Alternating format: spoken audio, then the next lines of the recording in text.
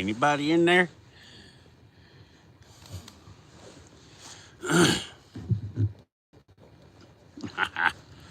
Yeah, I got her hooked up tonight.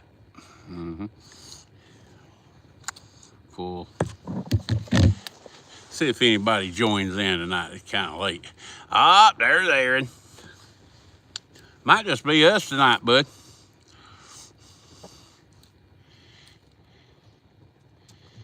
Yeah, we had a cool meeting. Oh, look at her. There's Louie. How you doing, buddy? Hey, Coop. You need to stay away from the fire, buddy. Yeah, I got a crooked issue. Oh, I got a flipped over issue. There we go. Maybe that's a little better. Yeah. So how you fellers doing tonight? Oh, look at her. Sweet home Alabama.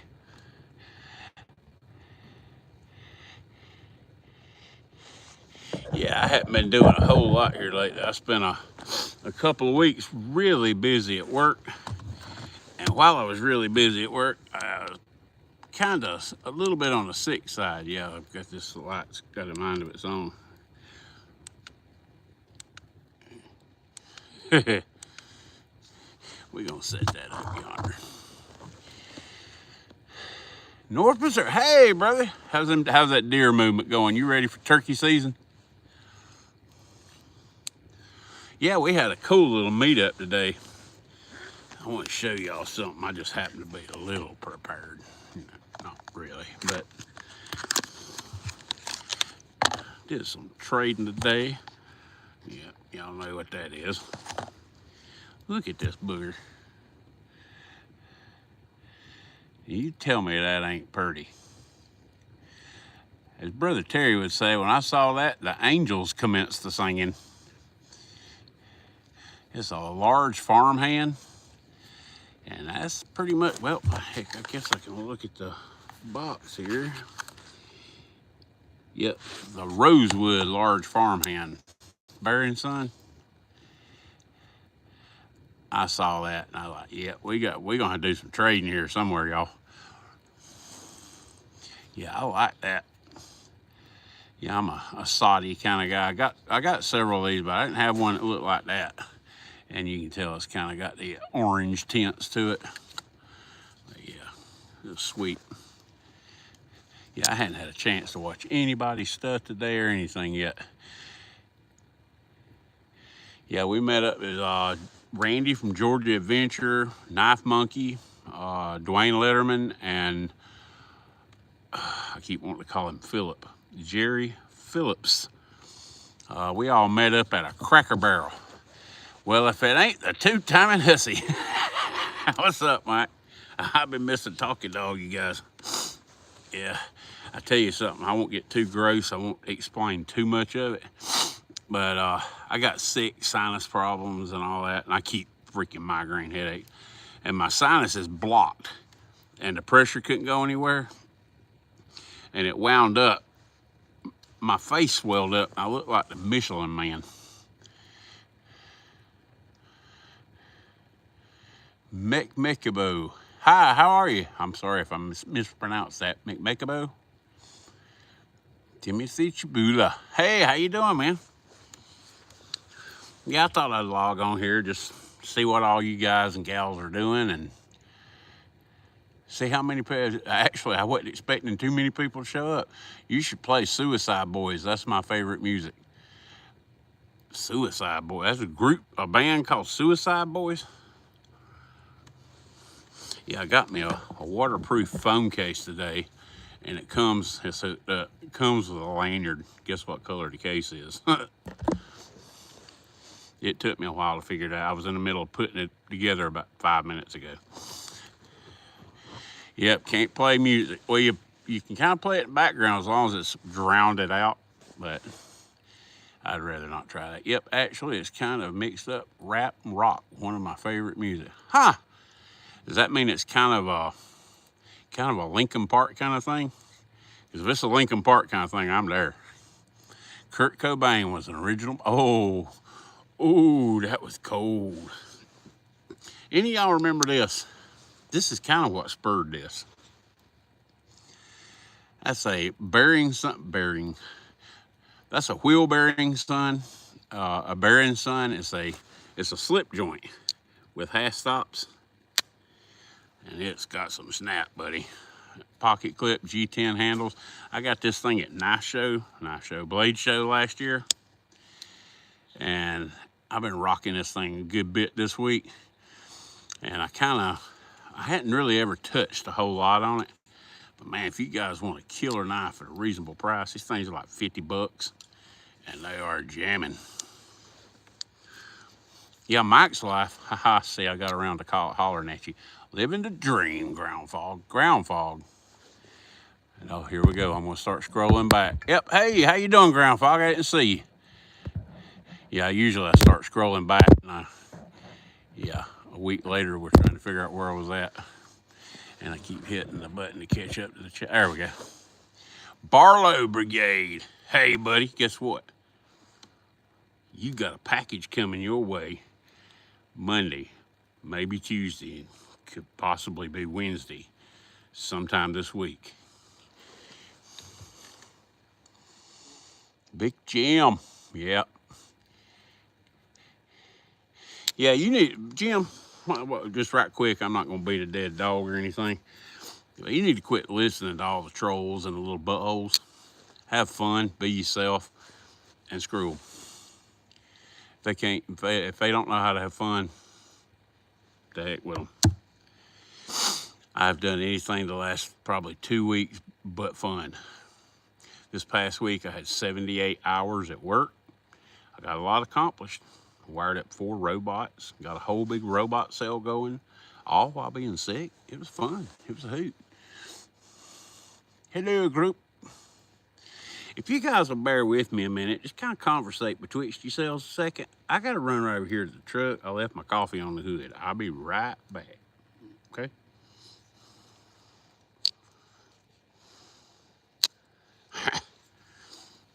Need one of them. Be right back.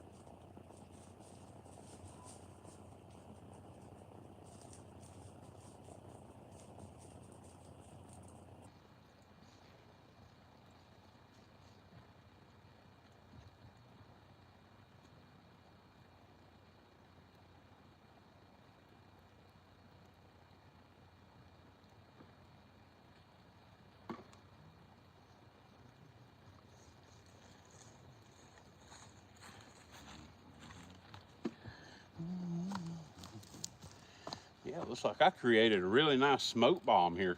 The fire's still burning, sort of. For any of you artistic fellers and fellerettes, or, you know, people that like to do little projects or whatever, I'm going to be starting on an epoxy / burlap micarta / purple heartwood. Well, you kind of get the point where I'm going. And I went to Wally World a while ago, and I was going to get some of those paint mixing buckets, you know, to mix the epoxy in and everything. Them things is $4.98. Or, you know, if y'all want to save some money, they got these pretty little Easter buckets up there for 98 cents. And since they're probably going to go, whew, as soon as I empty them up, there you go, tech tip for the night. Oh, look at there. There's Mr. Dwayne. How you doing, buddy? Yeah, I haven't been around a whole lot here lately. It's kind of nice to get back in the swing a little bit. I've been making a few shorts here and there. I've got a long form video I've kind of been working on getting ready to, yeah, since last Sunday. And it's probably going to be up sometime tomorrow, a week later. But, yeah. Oh, look at there's Chris Geary. Chris, where do you live? You showed up on Knife Monkeys live from the Honky Bucket earlier today in Anderson, where it's having our meeting, aka the Cracker Barrel. And he said something about you were in. Did he say Ohio? I thought you were from Michigan. Or no, New York. I thought you were from Michigan, Albany. Yeah. That's what happens when you got one brain cell left and it's on life support. I had training in Kansas this past week. Yeah, he said you just got home, and I knew you were, a couple of weeks ago, you were sick, and I didn't know what that meant, but I didn't want to ask too many questions and be nosy. Which with a nose like this, that ain't hard. Yeah, I wanted to show y'all something. Just so happens, I got a box full of stuff right here I want to talk to y'all about. And yeah, the main purpose was this, in case you're just now coming in. I've actually finally got to doing some whittling and some cutting and some, not hard use, but okay, hard use. And man, it's a slip joint G10, lock back, pocket clip. So it's got a bowed handle on it. And I can't remember what they call this, but it's like 50 or 60 bucks and worth every daggum penny. That thing is plumb pretty. And it get the job did too. Them half stops are scary. But anywho, you fellers, and I'm gonna go ahead and say fellerettes, even though I hadn't seen one, we like some Yankees, Louie. Okay, Yangcha King B, Hunting for Hookers is a hilarious channel name. Yeah, I get that a lot. I tell you, I started to open an Etsy store 3 weeks ago, and I filling it out and everything, and they wouldn't let me use that name, and the AI response or whatever was inappropriate. So I'm probably gonna go with like H4HEDC or something weird like that.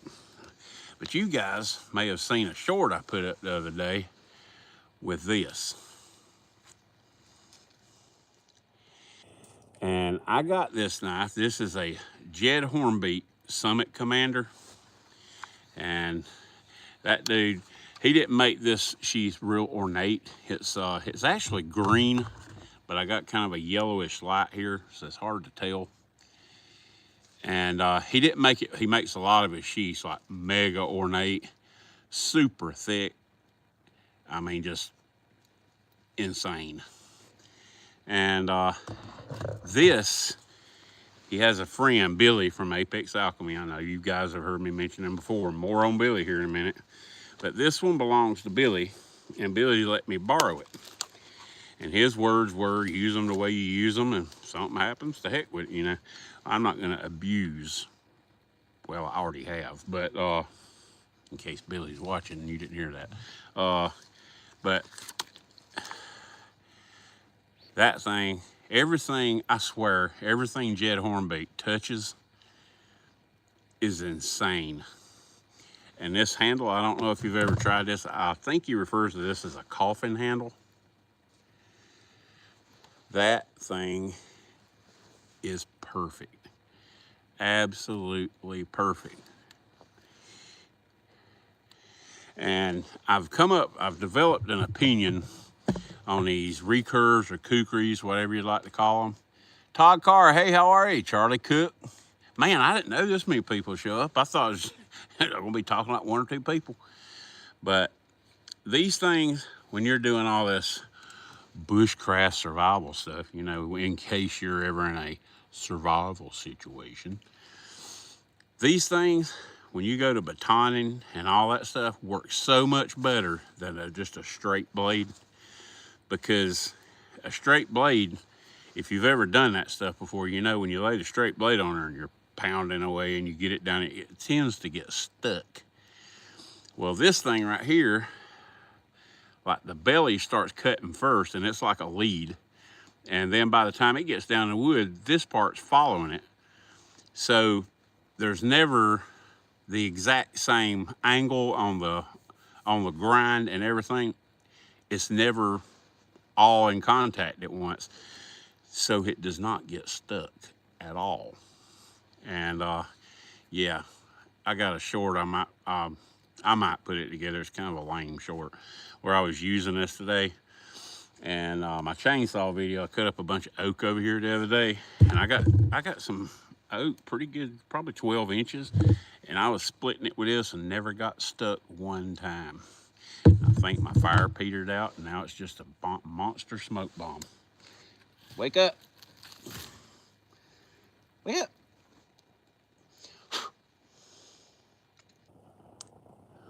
We'll tend to that in a minute. But yeah, Jed Hornbeak, I'll give you a hint, his name's John. He named his company after the founder of Hornbeak, Tennessee, and his name was Jed Hornbeak. And go over, check out his website, Jed Hornbeak Knives. He's got a YouTube channel. He don't post much to YouTube. He hasn't posted in a while. Talking to him, he's going to be posting more. And look, I got nothing to gain if you guys look at it or don't look at it. It don't bother me a bit. But I'll go ahead and I've hinted at this. Them fullers right there. That is so all, and it's usable. I'm gonna post a whole video about this, and I'll show you why it's usable. But yeah, and this knife is the 80 CRV2 steel. But Jed Hornbeak and I have a little collaboration going. We got together and designed a knife. And I was thinking like the knife getting stuck and how to make it more useful for a lot of different tasks and stuff. And we have come up with a knife design. It's called the Hooker Pioneer. And it's almost ready to come. And it's gonna be like a channel knife. And he's making that, and we did some trading out. I came across some crucible powder metal, and we did some trading and some wheeling and dealing, and he's a great guy. And he's another one of those, I got him on the phone one night to just, you know, chit chat for a minute. Like 2.5 hours later, we hung up. Did that Georgia adventure a couple of weeks ago. Well, Mike's like can tell you. I think, Mike, what's our record? We've been on the phone for like 7 hours at the one time before. And what up, Cornbread Kodiak? How you doing, Gordon? Yeah, I sent another email right before we went to our meetup today. I sent another email to YouTube Studio Tech Support, trying to find out why I do not get any. You know how when you click subscriptions, you look down, you see all the little blue dots for people that have new content, red dots for people that are going or live. I don't get any of that. All my stuff, there's no dots at all. So if it doesn't come up on my feed, I don't know it unless I just go one by one and click on them. And that's kind of almost impossible. But Drizzle Fred. Gareth HB. Hey, how you doing? I don't think I've seen you before. But it's not too often that I get to keep up with the chat either. Yep. So you guys, y'all go, I mean, just go check his website out, and you kind of, there's nothing on his website that's going to give any kind of inclination what the knife that he's making is. But it's Hooker Pioneer. It's what I would envision the perfect knife that a pioneer would want. You know, one of our founders, one of the people that went out west, and you know, the Dalton gang? I know it wasn't Dalton. Yeah, the people that froze to death out there out in the west. I can't remember their name. But anyway, and I actually read a book about that. That's pitiful. But this fire's pissing me off.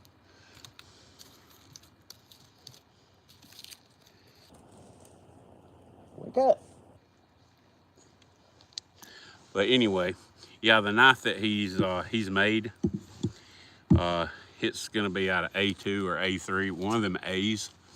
And yeah, I'm not real, you know, but I think it's gonna be awesome. And it answers a lot of stuff that I believe a lot of knives don't answer or don't acquire to.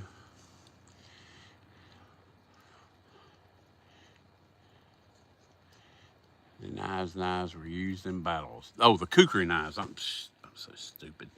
Yeah, I would crap myself if somebody came after me with this. Just be honest, I'll be slinging some slugs at them, you know. But yeah, y'all check Jed Hornbeak's Facebook, YouTube channel. He's on Instagram, and he's got a website where he sells his knives.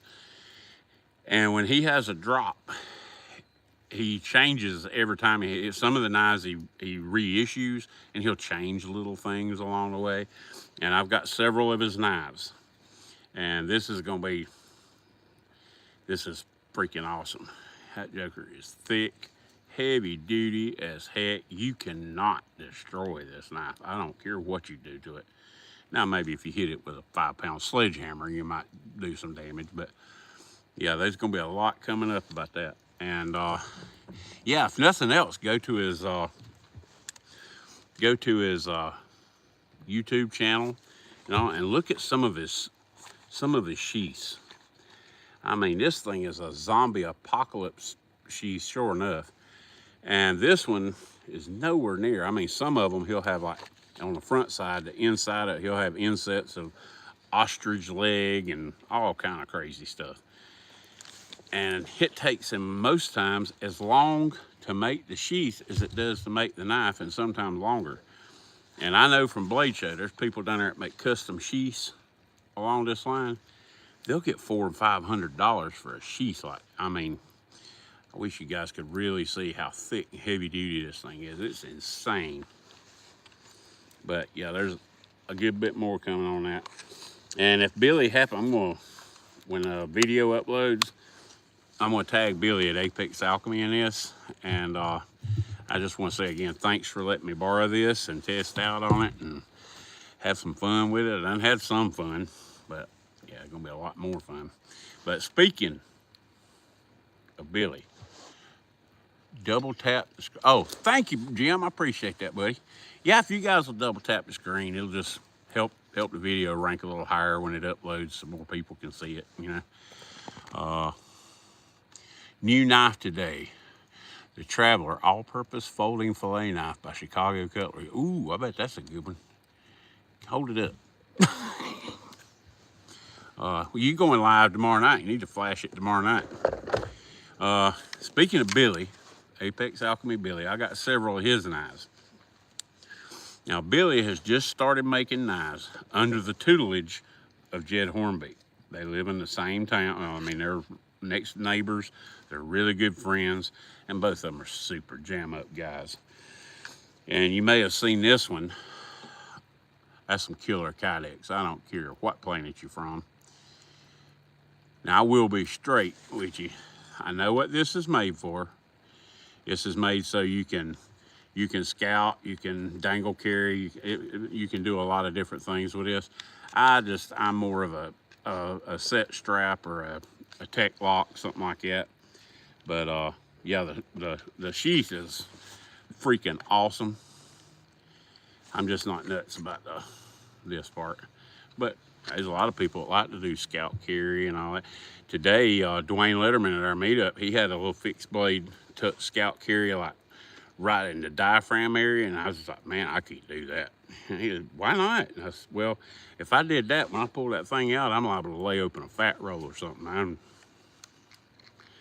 Nah, I've experimented, oh my God, with all kinds of stuff. And yeah, that ain't for me. But anyway, this knife is by Apex Alchemy Knives, Billy, and he's in the beta testing stage, and he's using like 80 CRV 2, all them numbers stuff on his knives as well. And I've done a little bit with this knife, and he is on to something. This knife is called the amygdala. The amygdala is like the little almond-shaped part of your brain. And yeah, he told me that part. That's how I know how to regurgitate it for you. But I have not researched it or found out any more about it. But this one, I dig the handles. And I think it's just a polished G10 kind of handle.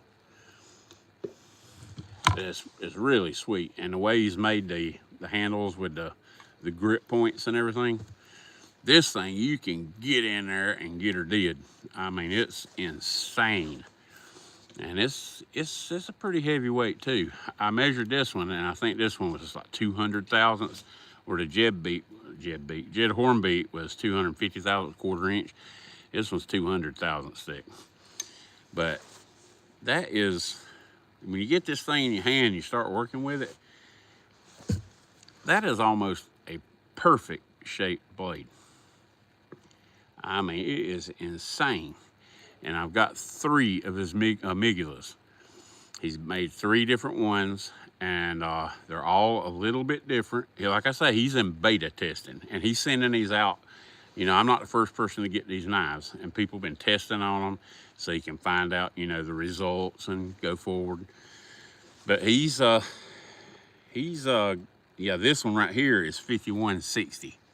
I don't know if y'all can see that. It's got the initials AAK-USA.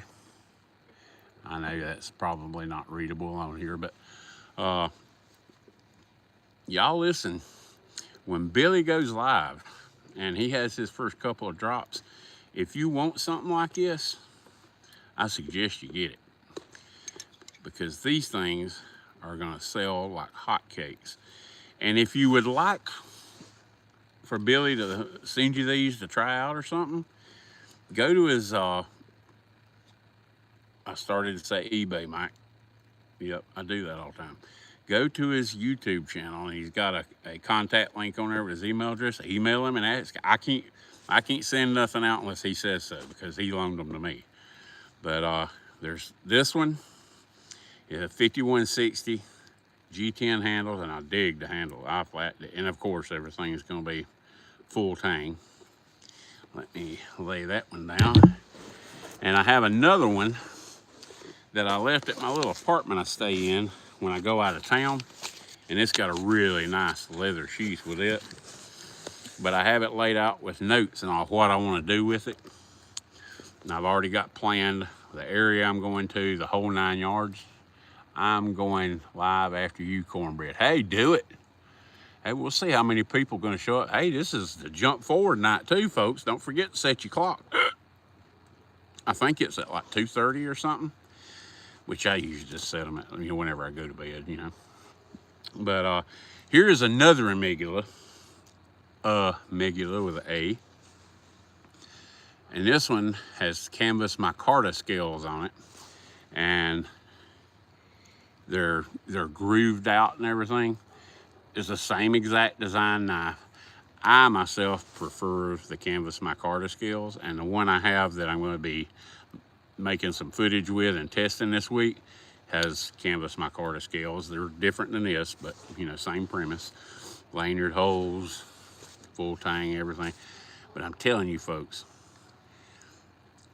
I don't know really what you would call that blade shape, and maybe it's shaped like the amigula, the little almond shaped thing in your brain. I don't know. I haven't done that much research, you know. I just kind of wing it sometimes. But yeah, y'all keep your ear to the ground. Apex Alchemy, Billy Ford. Matter of fact, this one, and one thing he's doing, the other one I showed you was the first one he ever made.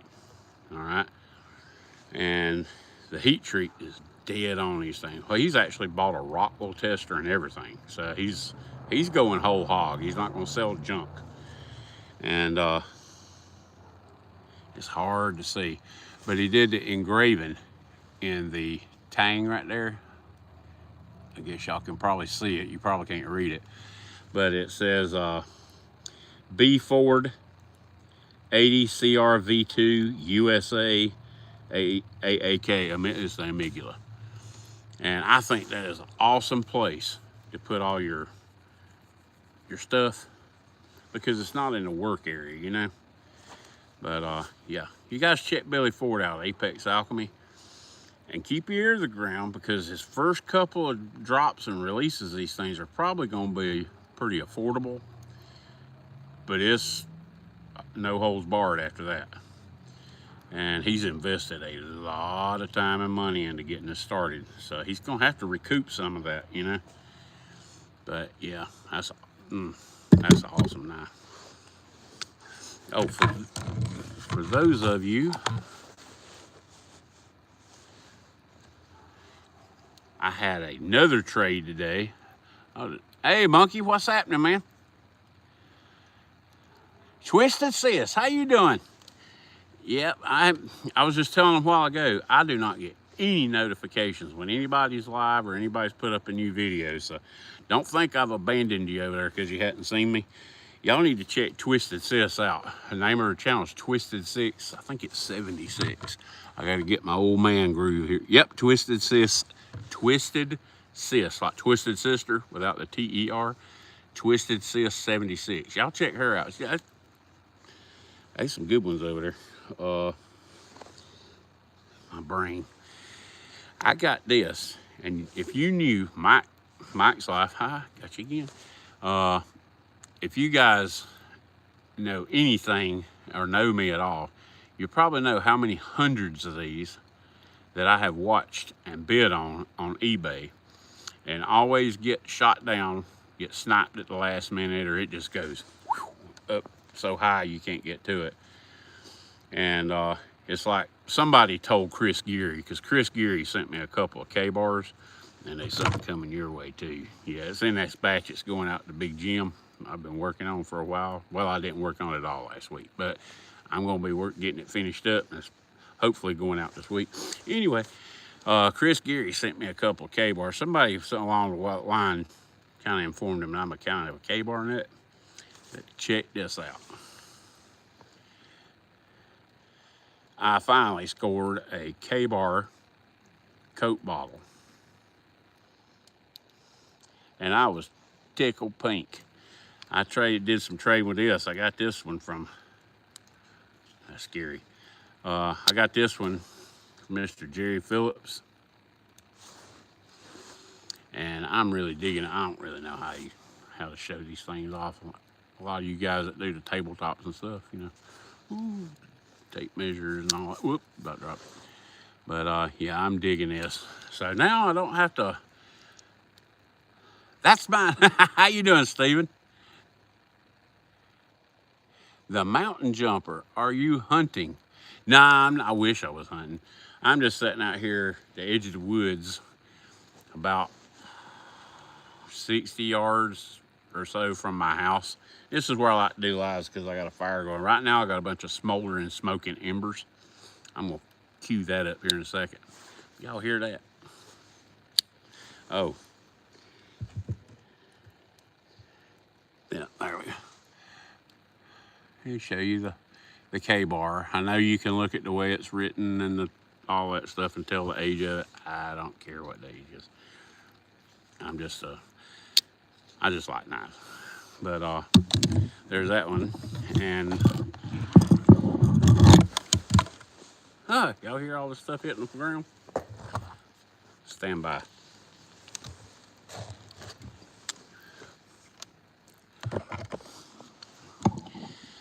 Oh, another good one. In case you just now joining, I didn't show everybody this one time, but I'm geeking over this.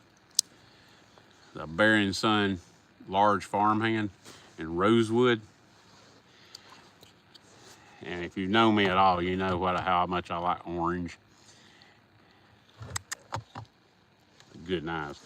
I got a mini farmhand that I abused the snot out of on purpose at work, cutting hoses, cutting wire. I mean, I was cutting 10 gauge, 10 AWG, THHN stranded copper wire with it, and I punished that knife. And it's as good today as it was the day I started. And I ran that thing for about a month.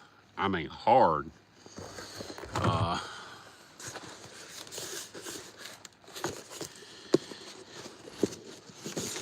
Oh, yeah, I was kind of getting bored a while ago, and I said, man, what could I do to do in a live? Because if I get bored, stuff like that happens.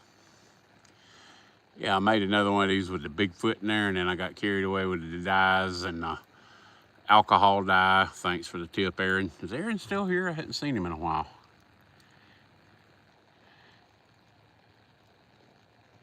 But yeah, that's what happens when I get bored. So hey, Aaron. So I figured, hey, I better do a live or something. And yeah, this was supposed to be like, you know, the jungle kind of thing and the big footprint, and yeah, it's just over imaginative imagination. And so I figured, hey, I'm gonna go live before I screw something else up. I flew over your house last night too, Aaron. Uh-oh.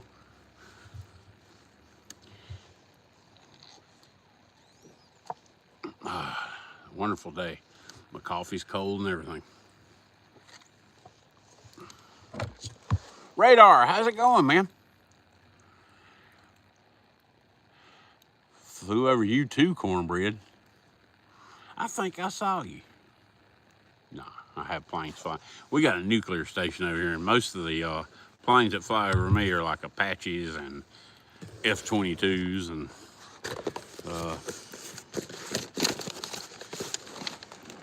yeah, y'all might have seen this short. I wanted to bring these out to show you. Are you guys familiar with a gentleman named Billy at On the Edge 72? He sent me a package last week, and I did a little short with him. But I wanted to show you all these. I hope that it translates in this horrendous light that I have here. Hang on, I'm trying to get my little light to stand up. You idiot. There we go. But first, look at this. And this is probably gonna be used tomorrow, because I'm gonna throw my Dutch oven in the fire coals over here. I'm gonna make something tomorrow. But look at that spoon. Look at the wood grain in it and the colors in that. Maker's Mark. And get this, got a leather handle on it, but we're not done yet. Ha ha, 12 gauge shotgun shell, baby. If there's ever been a cornbread spoon by Georgia Crackers, that's it. 30,000 feet up doing 550 miles an hour. Sounds like my wife's driving. Oh yeah, still not sponsored by Buc-ee's too. Yep.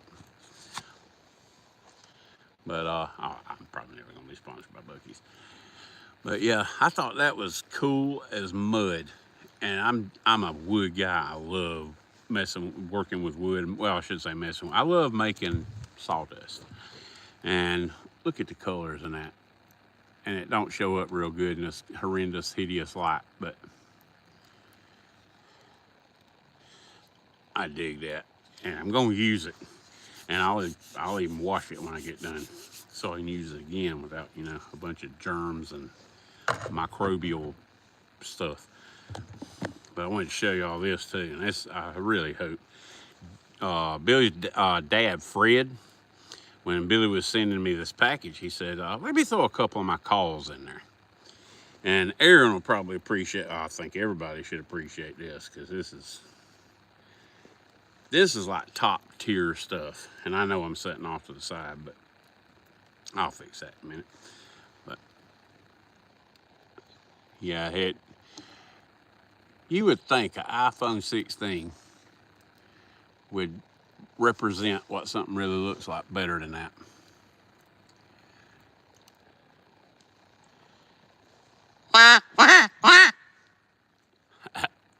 Yeah, I'm gonna have to learn how to duck that. But ain't that pretty? Dude's got some talent, man. And I guess it's I need to find out exactly CCC on the Maker's Mark and the duck on there. I'm quite sure if you go over to On the Edge 72, you'll see these. I might hear Bigfoot call back. You know I would kill to hear that. I don't necessarily believe it, but man, it's exciting if it were real, ain't it? But anyway, that's the duck call and our hair. What?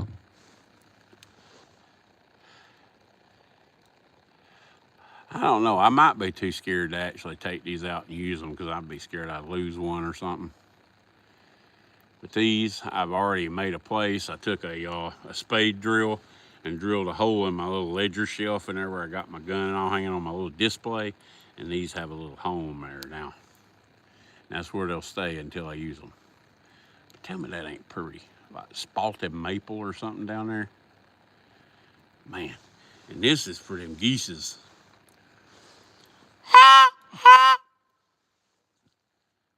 Y'all listen. Yeah, I don't have neighbors. I know when I blew that, Cooper took off running, scared him. Some hunting dog you are. Oh, here he comes back. Hey, Coop. What's up, boy? But that's some cool stuff. If y'all not familiar with On the Edge 72, y'all need to go check Billy out. And in case they happen to see this, I appreciate it, Billy and Fred. Yeah, that's some gorgeous stuff. I wish y'all could see it with my eyeball. Well, my eyeballs ain't really great, but in person, because I'm looking at the screen right now, and that is gorgeous. And I figured, oh, Aaron, being the artiste he is, he could really appreciate something like that, because that's beautiful. And like I say, I'm probably going to be too scared to use them. But, and that's unusual for me, because I usually use everything. And now, I wanted to touch on this. I haven't checked my email in the last few hours, but I made a short, and I think it came out this morning or this afternoon. I can't remember, because I haven't had time to really look at anything yet.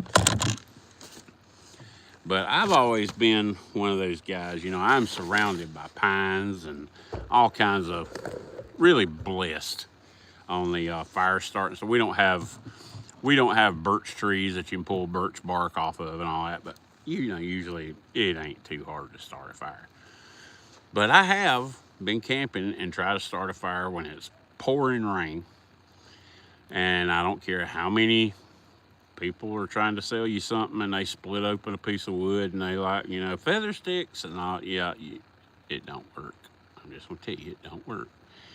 And you can have some pretty good luck if you're using like Vaseline covered cotton balls and stuff like that.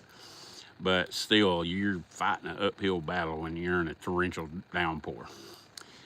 But I got this thing, and I bought this. They didn't send it to me for a review or anything. I bought it because I've been watching them, and I thought it was cool, and I just wanted to see what it was about. It's a Blackbeard fire starter kit, and I used this thing yesterday for about 5 hours, and I got the bag all nasty and everything. But hey, that's cool.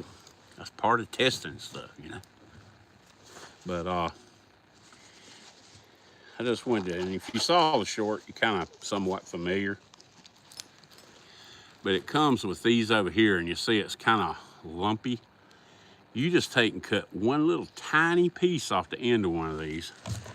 And like in my short, I lit it, and it was burning, and I poured water over it, put it out, and immediately lit it, got it burning, poured water on it, and back and forth and back and forth. And I have one clip in there, the main clip I wanted to include in that.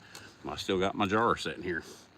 I had this mason jar full of water, and I lit one of these little knots in here, and there's 4 sticks and a ton of little knots in there. So I mean, these things last freaking forever.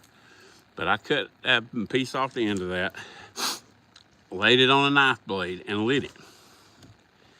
Dropped it in the water, and these things, the stuff is kind of light.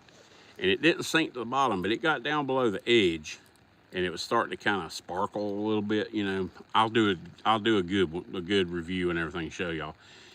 But it was still burning as it sunk down through the water column. I dumped it out on a log over here, and that's where I picked my video up, because I deleted the little clip I did this with. Happens a lot. But it was in there, it's below the level of the water, and I dumped it out on this log right here. And it was still burning. I mean, burning, not just fizzling, you know, I mean, it was burning. But I tested these things yesterday. I used about 1/3 of one of these, and that was a bunch of fires. And this is impressive. And you can buy just these, and they're super affordable.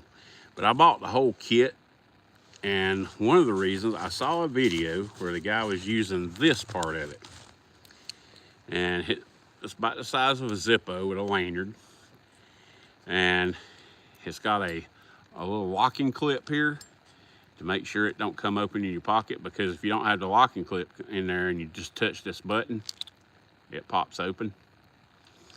And check this out. I'm gonna kill the light a little bit. That is some kind of crazy, it's a plasma electrical arc. And it is hot. My wife, I got her out here, she lit one of her cigarettes on it. It makes a great cigarette lighter, but it's rechargeable. That blue indicator light says it's fully charged, and I have not charged it. I got it out of the package, looked at it, did all my little review stuff and everything, and it's still blue. But it's like a purple pink, like plasma arc, and that is awesome. And it's hot. I mean, super hot. And it's C-type rechargeable. And I'm not selling these. I don't mean to sound like a used car salesman or something. But I just wanted to share this with you. If you want something to add to a kit, well, this, be honest, this could be your entire kit. But Blackbeard fire starters is cool. It's killer stuff. And I think what I'm gonna do, because I always got lighters and stuff everywhere, you know, in my bug out bag, in my little carry bag I carry every day, everything. I'm gonna take a couple of these and put them, I'm gonna put one in each one of those and keep a couple of them in here. And also, I hope I'm not boring the snot out of you guys. Todd Carr, these USB lighters are fun. Yes, the thing I don't quite get, and I do a lot of electrical work, I don't get the whole plasma electrical arc, what exactly that means. But this is a 1/2-inch ferro rod, and I got a bunch of ferro rods. I started a bunch of fires with ferro rods. In my world, I keep a ferro rod as a backup because I always got big lighters and Zippos, and that's my number one. And this is, you know, if the poop really falls apart, you still got something. But this thing right here, I don't know really how they make ferro rods. I guess they put a bunch of ferros and press them together into a rod. I don't know. But this thing, and you watch, it's gonna make a boob out of me, is hot. I don't know if it's the way they formulate this stuff, but yeah, I've probably got 30 ferro rods. I got some 1/2-inch ferro rods, and this is 5 times hotter than any other thing I got. And you can buy this separate, you know, and if y'all want to, I don't care. But yeah, I'm not an affiliate program or nothing like that. And there's little pouches in the back of this, so I got the old handy dandy fixed blade out, and I did some splitting and cut up some fat wood to put in a little pouch here, because you know, you never know. If you're in a position where you need to start a fire, and if it's not pouring rain, I probably use the fat wood and save this other stuff. But anywho, Blackbeard fire starters, if y'all interested. Don't ask me how much this thing costs, because I can't remember. I was thinking about that a while ago. It's not cheap, but you can get each individual little piece of it, and it's cheap. And they also make little fire plugs, like little cottony looking things, and I don't know what's in them. I've never tried them, but I've seen some videos on them, and I might get some of them too, because they're like real cheap. And like everything, I'm not gonna put it back together proper. I'm just gonna set it over here, and then I'll be picking it up off the ground here in a little bit when Cooper's eating it. I can say I keep a rechargeable lighter on me in the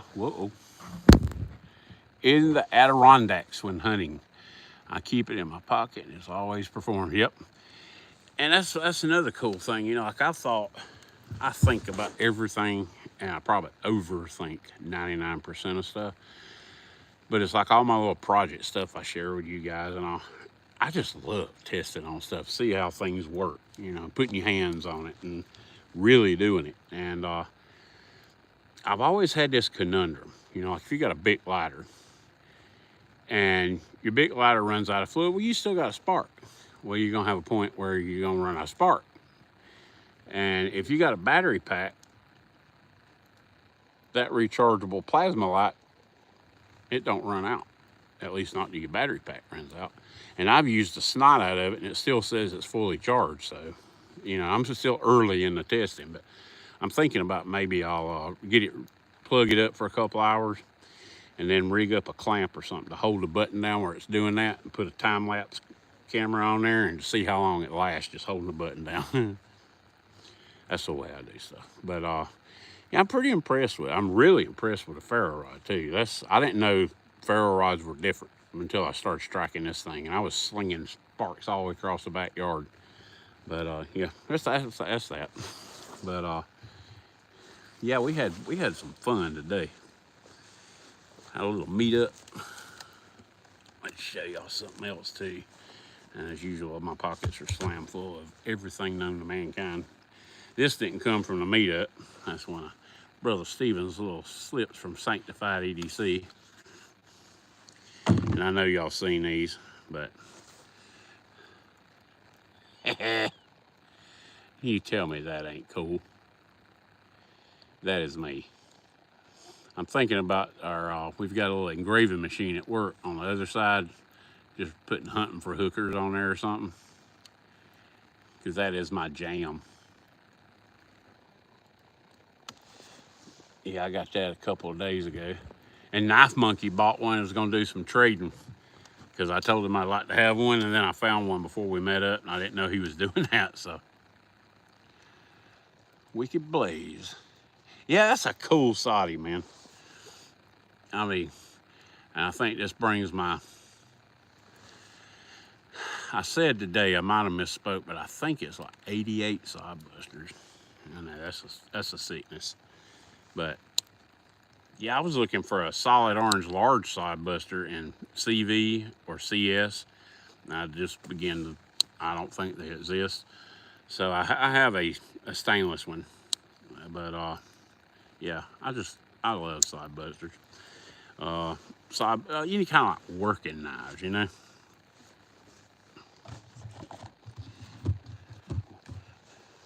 Where? Yeah, I put this in my pocket today, and I took it down there, and I reached in. I said, nah, I'm not doing that, because inside this is my Moormaker double lock back trapper, and nah, I ain't getting rid of that. So I just kept it in my pocket. Sorry, Knife Monkey. Oh, Monkey Knife Monkey did some trade. He got some pretty good knives out of it. Some really hard to find stuff. Wicked Blade. What's up, Arizona EDC? Gareth HB. How did you get a pic of me on your knife? Yeah. I dig that. And I was thinking about putting it in my little box and all, but nah, I put it in a little slip. And I'll try to keep it looking decent as long as possible, but I'm gonna use this thing. I think it's cool.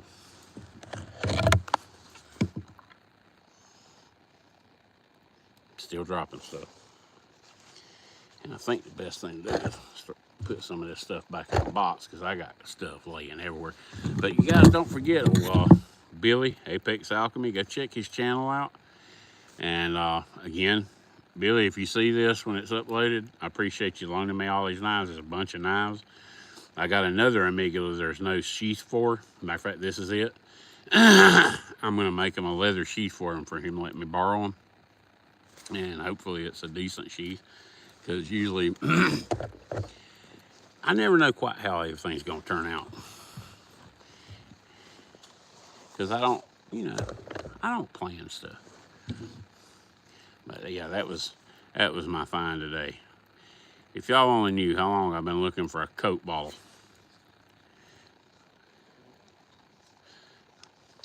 Listen. Ha ha ha ha. The only thing that would help this out is if it had a lanyard hole.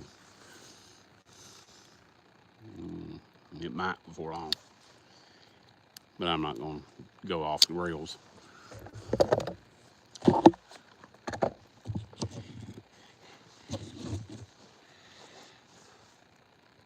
Remember, I got that yellow cut. Yeah. Arizona EDC Louis, he got a humdinger of a deal, and it's the knife he got, that Coke bottle. It had a cool patina with it. You know, just the way it looks is awesome.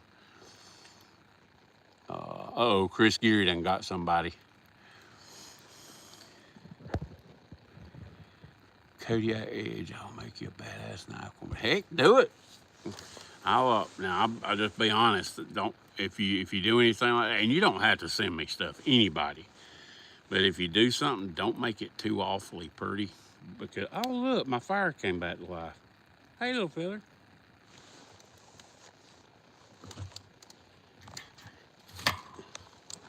Stand by. You ever been trying to stoke a fire up? You reach down, grab a log, and you grab a spot that's red that you don't know is red. I've done that. Yeah, maybe she'll burn. Oh, let me get caught. I got a white arrow again. I'm behind on messages, chats. Whittler. Hey, there you go. Oh, I get into doing some whittling. Don't tell me what. Hey, do what you think you need to do, brother. You won't hurt my feelings one bit. Chris, you're doing just fine. Yeah. Yeah, Jim, when you do lives, do you have a couple of moderators that monitor your stuff? Because I know you've been getting some real buttholes. Lava Carpenter's Whittler. Yeah. Yeah, I'm real attached to like work knives. You know, like my first knife was a sod buster, and I love working and hunting knives. I can't really get into a jam with the little bitty fellers and all. They're cool. If I got one blade, I like them. But the old acre knuckles, you know, it's kind of hard to manipulate a bunch of little, you know, when you got to start pulling them out with tweezers and stuff, that's kind of difficult. Oh, you never done a live? Well, where did they get you? Where did they, yeah, I love you too, son. Okay, getting photobombed by a blue tick. Where did you have your problem, Jim, with the anal retentive people? Look at that profile. Ain't he pretty?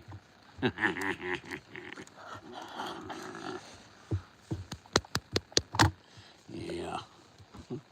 He's my boy. But my boy gonna have to get down. You slobber me up, son.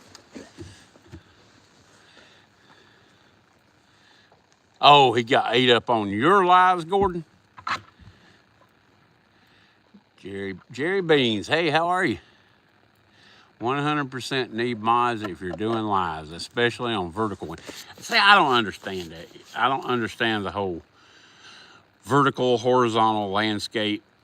All I know is when I did my first live, I did a little bit of research. It took like 15 seconds on Google. Is it better to do vertical or landscape mode? And it said vertical because it shows up in the shorts feed and blah, blah, blah, blah. Yeah, I don't know. But I've just always done them vertical. So, Jim, it's a blast. I recommend doing it on a laptop. Makes it easier to see the chat. Yeah, easier to see the chat is a really nice thing, I assume. It was a little kid, it was like 12. Now he's begging me to come back on my comments. Oh. Well, hey, if he knows he did something wrong and he's a youngster like that, now that's totally up to you. I'm not telling you what to do. Maybe give him a second chance.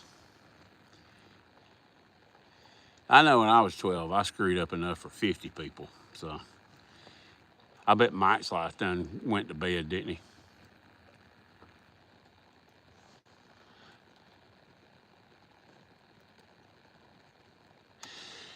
Can I get y'all to hang on again for a minute? I hate to keep walking away, but Cooper's over here chewing on something he shouldn't be chewing on. Oh, I got a little story about Cooper chewing on something when I get back. Yeah, one of us almost perished. Come.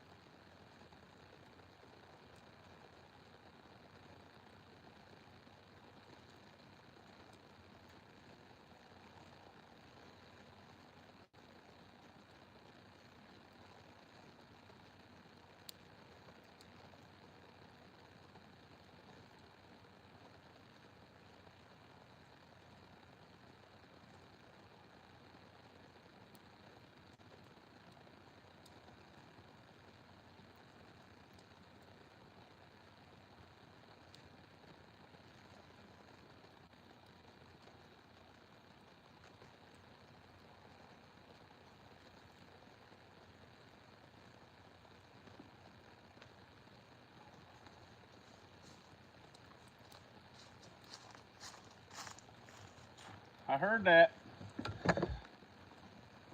Sorry about that, guys. I had to run Cooper down. I wish YouTube would come up with a way that I can hear you guys.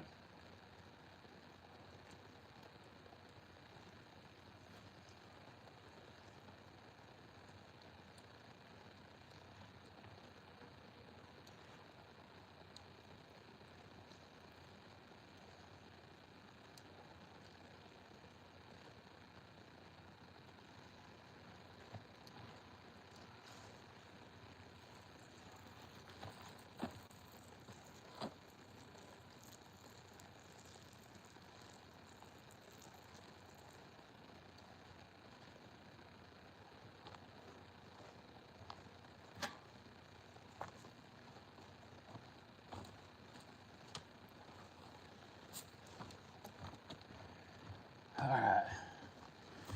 Sorry about that, folks. Anybody still here? Hi, he's coming back. Got a couple of old smoke shades. Can't beat it. Yep. Big Jim sticker is now on my knife display case. Now if I could just get cornbread sticker.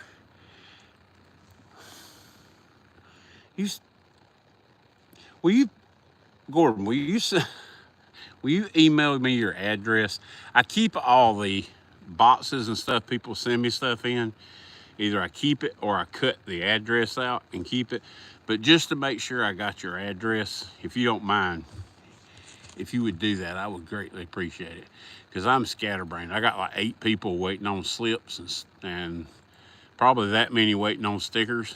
And I'm trying to get where I do everything all one day in a week. That way I don't, who did I send it to and who didn't I, you know? Because I'm scatterbrained as snot. Not everyone left beside us nuts, that is.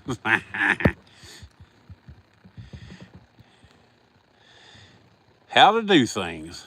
UNC. What is that name? How to do things. UNC. What is that name? I'm going to have to think about that. Any of you guys follow basketball? Just south of me is a little town called Clemson, South Carolina. And it was a madhouse this afternoon when I was coming home. Basketball game either about to start or over or something. I don't watch basketball, but I put everyone's address in one of those login jobs. That's a good idea. Well, I have since started using my phone and creating contacts and putting their address in there, even if I don't have their phone number. That way, at least I can start keeping up with it. It took me a kind of an embarrassing length of time to figure that out. Clemson rules. Wicked Blaze, where you at? Because I am probably, as the crow flies, about 4 or 5 miles from Clemson right here. Chicago Bulls fan. That don't date back to the Jordan era, does it? Yep, Michael Jordan the GOAT. Answered my question. Zoda, you get my box? You're in California. Are you originally from South Carolina or something, or you just became a Clemson fan? Yeah, man, I'm a huge Clemson football fan. I used to go to all the home games. IPTAY member. I didn't even go to Clemson, but I just growing up around here, you know. You're either a Clemson or Carolina fan, and yeah, I ain't no Carolina fan.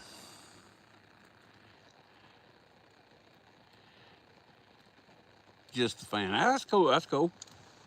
Yeah, I enjoyed their last trip to California.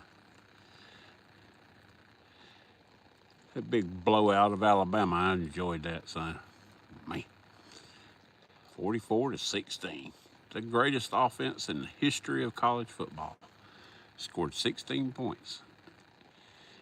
LeBron better. Yeah, I love the orange. Oh, yeah. Yeah, that's another reason.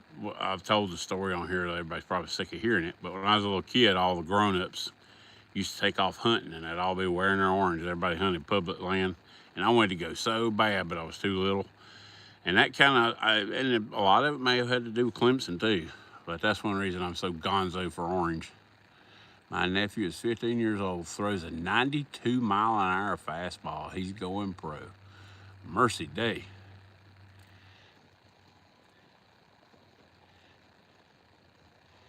Go Notre Dame. No comment. Nah, Notre Dame's man. That's a historic Grail type school there.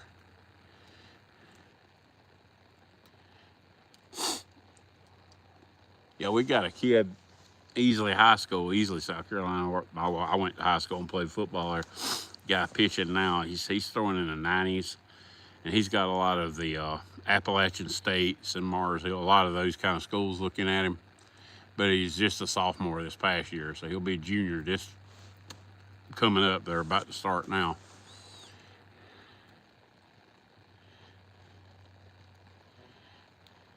Heck, now, Louis, nowadays with the NIL stuff and everything, if you go to college, it's about like going pro.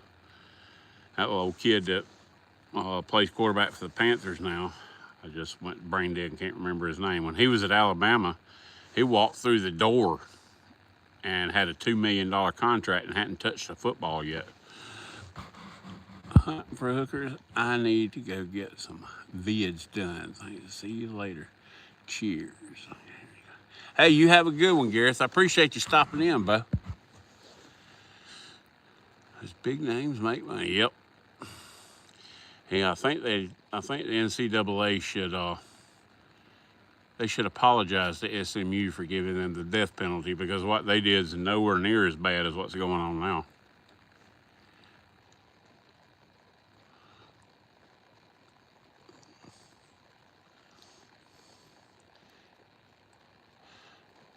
All right, how many people? We still got 18 folks in here. Been on here 70 minutes, y'all.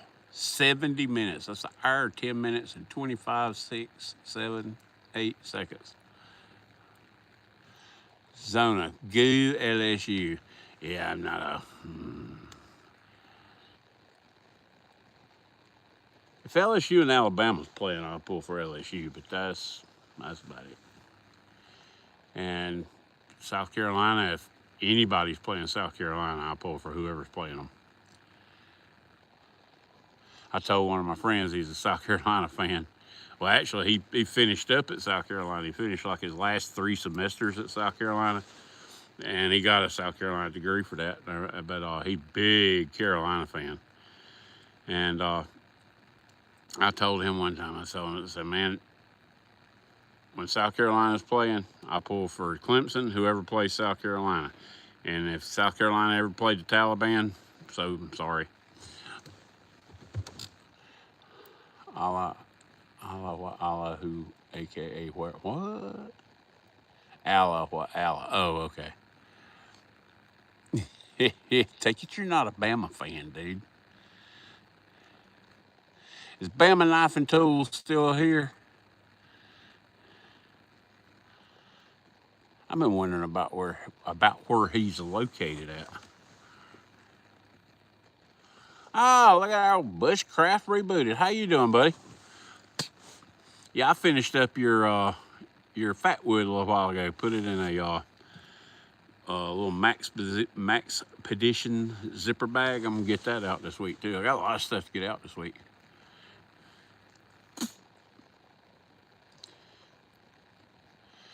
Look at her. There's Mr. James Alton.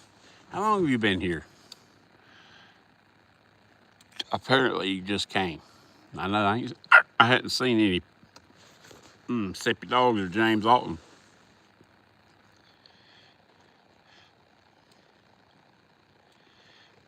How's it going? How long did your live go last night, Bushcraft? I can't remember your name. I got your name because you gave it to me to send you that stuff, but I can't remember your first name to save my freaking life. A little under the weather. I don't relate to that. I'm just getting over the underweather stuff. That sucks. Yeah, well, Bushcraft Rebooted, and he's been dealing with the freaking trolls reporting his videos and all that kind of... You figure these people would get a life, you know. They don't have anything to do but mess with people. I mean, what kind of person is that, you know? Are they just sitting in their mother's basement with their underwear on playing video games? Oh, let's mess with people on YouTube. Just 6 hours, cut it short. Yeah, I was there for one about 3 weeks ago. I swear, if I remember correctly, it started in the PM time, and when I gave up on it, the sun was coming up.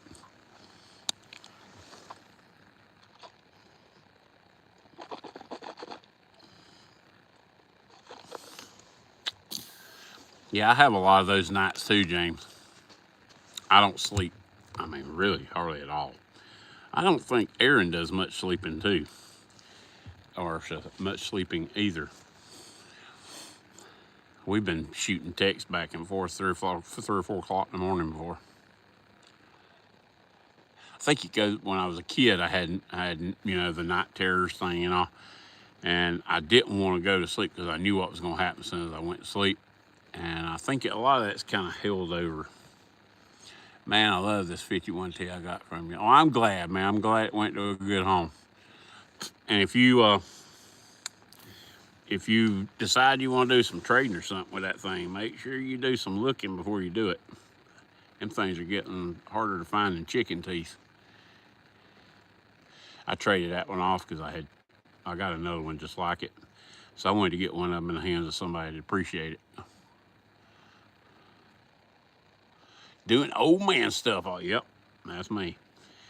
You ever have cramps in the middle of the night and wake up and try to stand up and your leg won't straighten out and you fall and break stuff? And that happens to me too.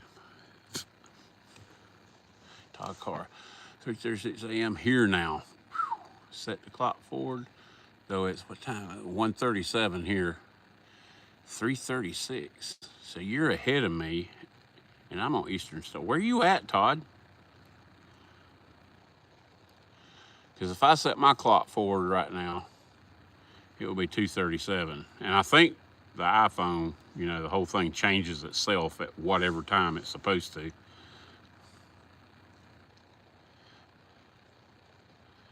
Yeah, I had an aunt and uncle when I was growing up. They took that stuff, that spring forward and fall back stuff, so seriously. They would hear like on the news or something. Now remember, we set our clocks back at 2 o'clock tonight or tomorrow morning, or we set our clocks forward, and they would set up till 2 o'clock to set their clock. You know, you can go to bed at 11 or 12 if you want to. Just go ahead and change it. I always thought that was funny. I just picked up a G10 Rex 121 Sage 5. Wow. Can't wait to get that sucker. Oh, I imagine. The Sage 5s I was talking to one of the members of the community. He had a shaman that had some custom scales on it. And we were talking about a deal and everything, but I love Spydercos. I got several Spydercos, but you know, I don't need another Spyderco that's a $300 Spyderco, you know. But yeah, I've looked at those Sage 5s. They are nice. And you can get, man, it's amazing. You can get online, you can find all kinds of scales for them things. It's almost like the Spydercos, the AR-15 of the knife world. I'm flicking this finch. I saw that I'm flicking, and I was thinking, I hope the next words ain't boogers. Paul Mills, how are you? Got a Gonzo. Yeah, those Gonzos, I can't remember who wound up. I had an orange handled Gonzo today, and I don't remember who wound up with that. I think it might have been Randy, Georgia Adventure. We had knives. I mean, bunch of knives just rotating around the table. And that makes me nervous. I always, when I get them, I look at them, I set them right here where I know right where they're at, so I can, because Knife Monkey lost a daggone queen at our last meetup. And I don't think it had never showed up. Cornbread, I won a Benchmade bailout. That's a good knife. That's a real good knife. The bailout, the first Benchmade, well, other than that little bug out I got now, the first Benchmade I ever had was a Griptilian. That was a really good knife. Really good knife. Yeah, Randy. Yeah, I think it was Randy wound up with it, but it was a big old, it was about the size of that Format Scout, wasn't it? Just a little bit smaller. But it's a big old Gonzo. Man, those things are bulletproof, dude. Spyderco, they're awesome users, and if you want to try a steel, they've used pretty much all of them. Yeah, I had one, I can't remember which one it was. Right now I have the Manix 2XL, orange handled Endura, a Tenacious. Oh, and I just traded week before last, and I got one of those yellow-handed salts with a Warncliffe blade. That thing's cool, but I haven't gotten into. It's coming, but if I try to mix too much stuff up, I like testing on them and using them and cutting and whittling and cutting straps and cutting hoses and, you know, just see how they're gonna work out. Where is Dwayne? Dwayne's probably still recovering from me talking everybody's brains out today, Justin. I got that habit. Everybody's trying to leave. Jerry's trying to leave and kept talking. And then Dwayne's trying to leave, kept talking, and left me and Justin there. And I kept talking. I talked the horns off of Billy Goat. So if we ever get together and y'all get tired of talking, just say, Cornbread, shut up. Todd Carr, I've wanted some Rex 121 for years now. I'm glad Spyderco decided to use it. Yeah, I have one I traded off, and I hate this because I can't remember all it. But I had one. It was like the size of a Tenacious, it was kind of like between a Tenacious and like the Man Bug, and it was in that Spy, whatever it is, and that was a pretty good knife. It just wasn't me. Did you say what your name was? Are you by any chance talking to Bushcraft Rebooted? I don't know if he's still here or not. I got a Benchmade truck stop knife for you, Cornbread. Ah! Yeah, there's a lot of, yeah, I've made a ton of videos just out of my disappointment, and it's my own fault because I heard so much about that bug out, and I was like, man, I got to get one, and I got it, and for, well, tax, everything, a little over 180 bucks. I was highly disappointed. Now, if it had been a $75 or $100 knife, because this has got an S30 blade in it, I'd have been much happier. Oh, well, Randy and I were talking about that today, and he's got a bug out that he bought years ago and gave like $100, 90 or 100 bucks, I think he said for. I could live with that, but it's not a $180 knife. Benchmade makes a lot of knives that are very good knives. Feel like it's a safe place? I don't know, man. I've had these moderators. I've been sitting here looking at the chat before, and they'll be like, deleted, deleted, deleted, deleted. So, I don't know how safe a place is. Right now, it seems pretty safe. Golly, that smoke's killing me.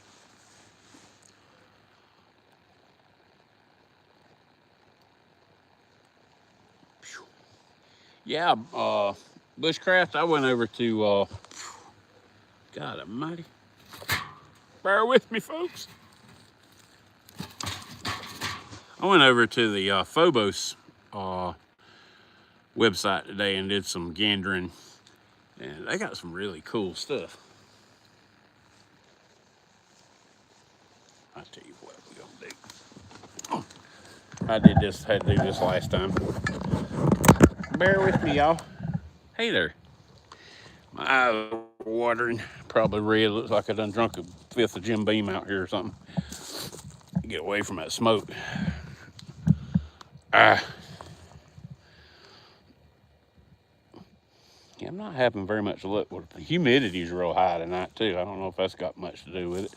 You know, you got to make an excuse when you can't keep your fire going.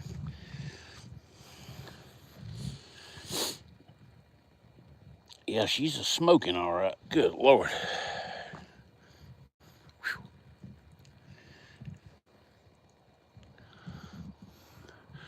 Walmart used to have a ton of Kershaws. I used to buy back in the day. Yeah, I remember that. I bought one Kershaw. I can't remember what the name of it was. It wasn't a Leak. It was a modern, but I can't remember what it was. But I carried that knife forever. It was a USA Kershaw. And, oh, speaking of which, let me take y'all for a walk. We mobile now, folks. Man, my eyes are burning. I smoke, good Lord. Yeah, that, yeah, I was impressed with that Blackbeard fire starter stuff. Because I've built fires with everything known to mankind. And, yeah, one of the funny things, you guys would have probably died if you could have seen it. Yeah, I'm in the truck now. But, my nose is running. But, yeah, I got a bow drill setup going one day. And, yeah, that was probably a sight to behold. And I got the fire started. It didn't take about 3.5 hours, but I got the fire going. But I learned a lot, and that's kind of part of it. You know, that's like all the testing. Oh, yeah. Hey, monkey. Ha. Yep. Gerber fixed, but I got a couple of strong arms. I don't know what this one's called. I got this in a trade monkey today.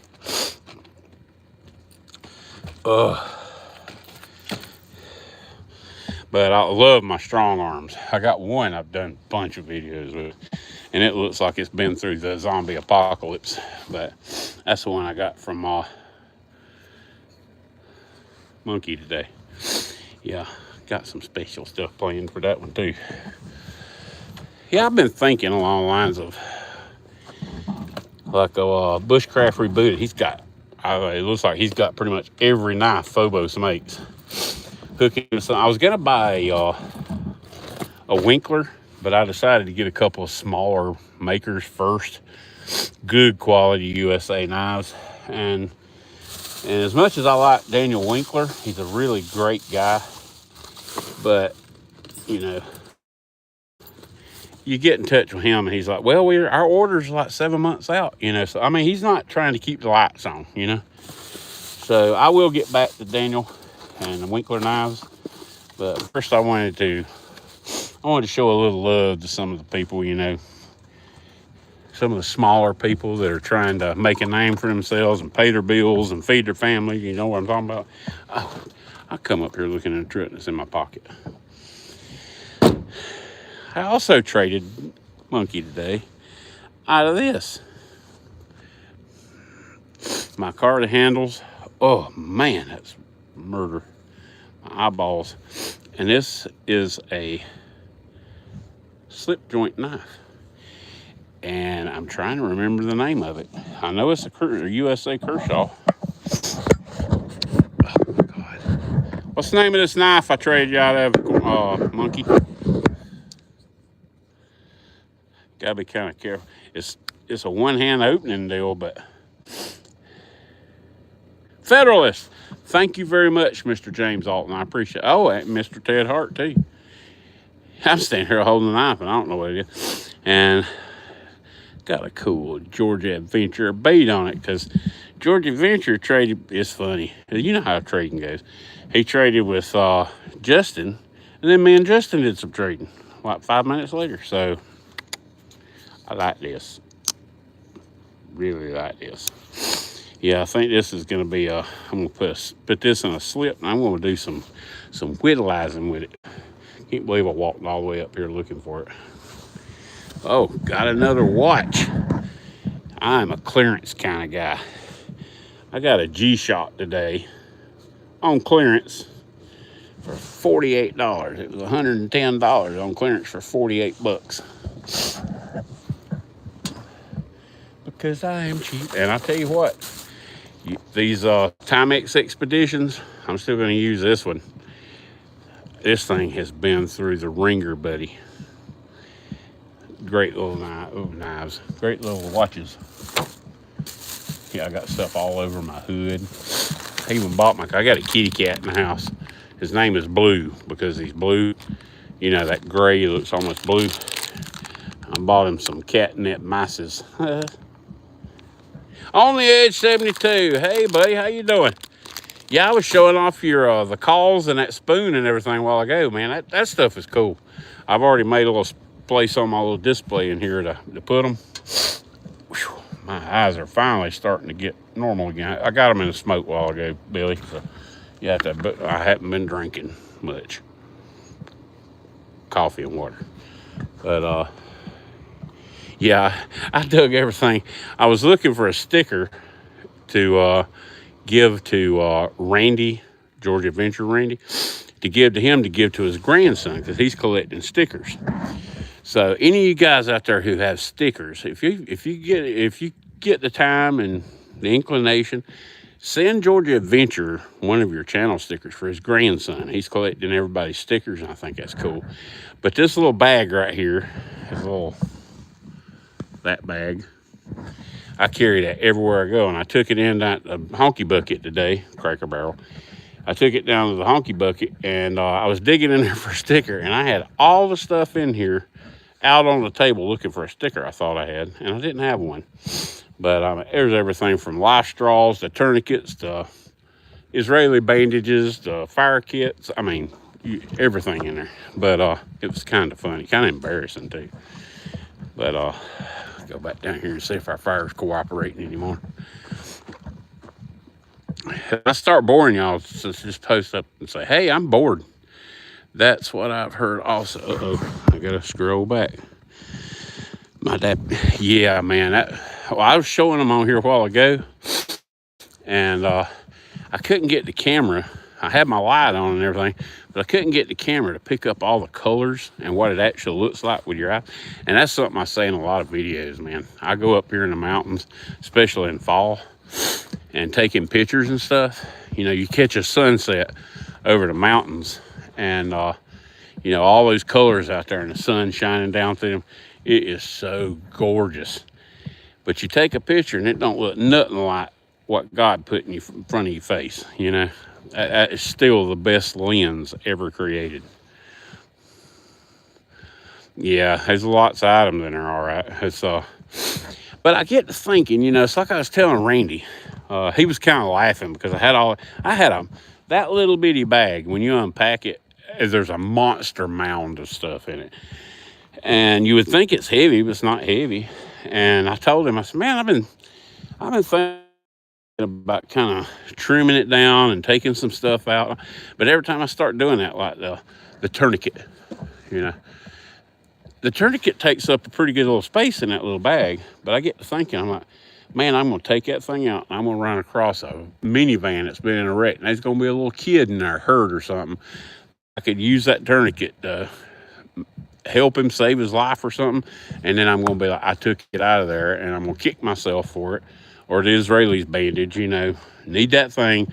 I ain't got it no more. And everything in there is like that, you know. And again, I overthink everything. But I haven't been able to. I've opened that thing up and dumped it out 15 times. I ain't took nothing out of it yet.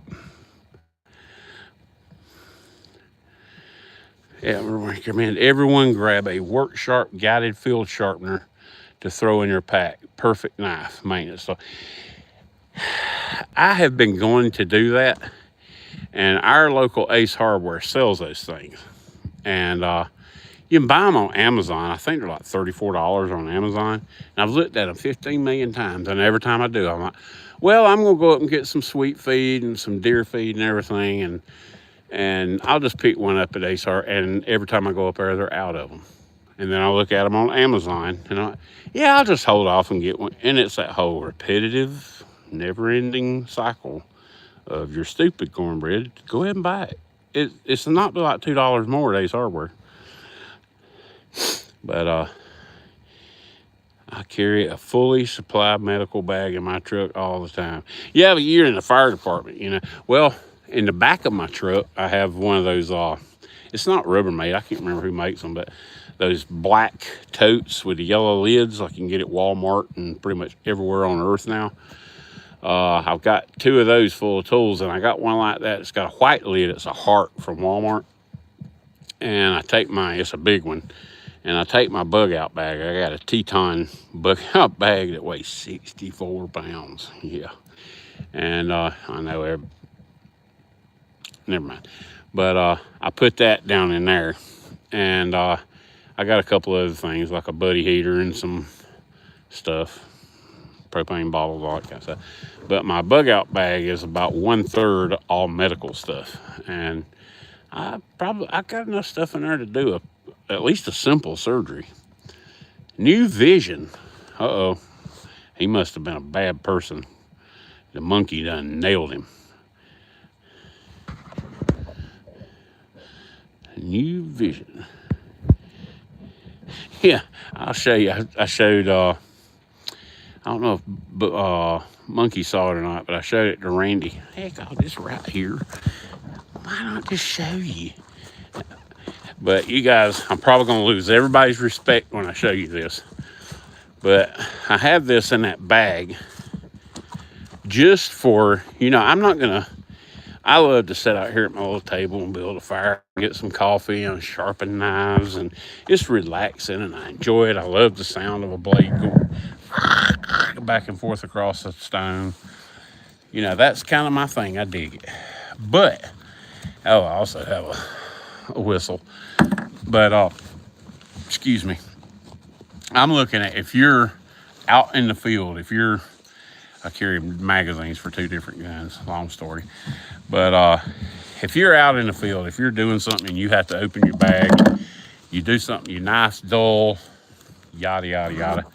And you just got to sharpen your knife, And I know I'm screwing the light up and everything, but, y'all know how I roll by now. And I'm feeling around here and I must have put it back in a different spot. No, I didn't. All right, scoot that back over there. Now this thing right here is a Lansky pull-through sharpener. And about the only thing I use, one side of the V is carbide and the other side is ceramic. And then you have the ceramic on top here. And a lot of these kind of things are real thin and this thing's heavy. I mean, it's heavy duty. Well, I marked a knife blade that I know for a fact is 20 degree angle because I sharpened it with my other Lansky sharpener. And I marked it with Sharpie. Let me turn this around. I marked this with Sharpie, or the knife with Sharpie, and pulled it through this thing. And the V in this side, on both sides, is 20 degrees. Is it the best way to sharpen? No. But if you're out in a position where you need to just dress your knife blade up, and I think I've used I used the carbide on there one time. It was a knife that was just like mega dull. And I think that's the only time I've used the carbide. The rest of the time I just used the slot that's got the ceramic in there. And I use the ceramic on top more than the other 2 things. But yeah, if you out and it's small, goes right in your bag, and you just need to touch up a knife. It's just like that Work Sharp guided field sharpener. I'm gonna get one of those, but like that little bitty bag, this takes up no room. But that's another story. Oh, my darling wife brought the girls and all out. Did you bring Coop? I put him in there with his dad. Well, he just went in the house.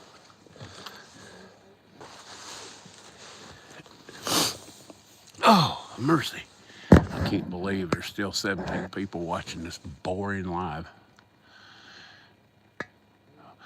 Those pull-through sharpeners. Yeah, we just started talking about sharpeners now. Hey, girl, come here. This is my baby. This is Coco. Hey, girl. Those pull-through sharpeners make great ferro rod strikers. Show us one of your Rifle's cornbread. Nah, been there and done that. Well, I didn't show a rifle, I showed a shotgun. I tell you what, if you want to get a live ended, you throw an 870 tactical up, start explaining why you got it out here for coyotes and all the other. They'll end you. And here's my other baby. Come here, girl. Come here, girl. Pate, pate. Come here. Okay.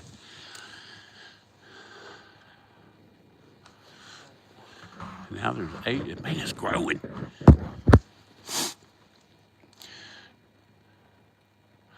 I have the mini work sharp. It's so small, it's kind of hard to use though. I got it free from Knife Center with a knife. Ah, mini work sharp. What is that? Is that like a little stone or a little carbide or something? Now I got one of those little case, little Arkansas stones, and I've used it a good bit, but I've also cut myself quite good with it twice because it's so small.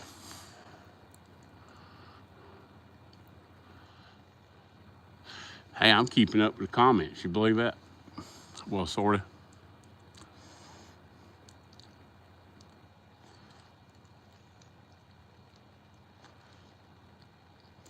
See a little guided field sharpener. Oh, okay. Wait a minute. Let me scroll back. Yeah, I got a, I had a little green. You pop it off and it's got the two sides, the two carbide sides on it. Smith's sharpener. And I use that thing forever. I mean, I love that little thing. And I keep it like my hunting backpack. And then, you know, hunting season, I take it out and I put it in the door of my truck. You know, I always got it. Well, it started, the fine side started, it was pretty much slick. There was nothing left of it. So I bought another one, the same exact thing, but it was like a yellowish orange color. It ain't nowhere near as good as the green one was. I don't know what they changed about it. They changed the grid or something. I don't know. Uh-oh. I even keep a credit card diamond plate sharpener in my wallet. That's interesting. DMT makes. They are fairly cheap but small. Huh. On the age 72, I need to make a video on my sharpening setup. Yes, you do. I want to, this couple of weeks ago, I had this like El Cheapo, and it was El Cheapo, but it was El Goodo too. Japanese waterstone setup. And a couple of weeks ago, I ran across one, and I'm trying to remember where it was. Was it Knife Center? Blade HQ. They had one on there that it was like on sale or something like that. Whatever. It wasn't clearance, but it was marked down. And it's a 2-stone Japanese waterstone sharpening system. Now I've used that out here making little shorts and stuff. And you drop the stone down and you submerge it in water, and you'll see little bubbles coming out of it. And you leave it for like 30 minutes, and it gets real good and saturated.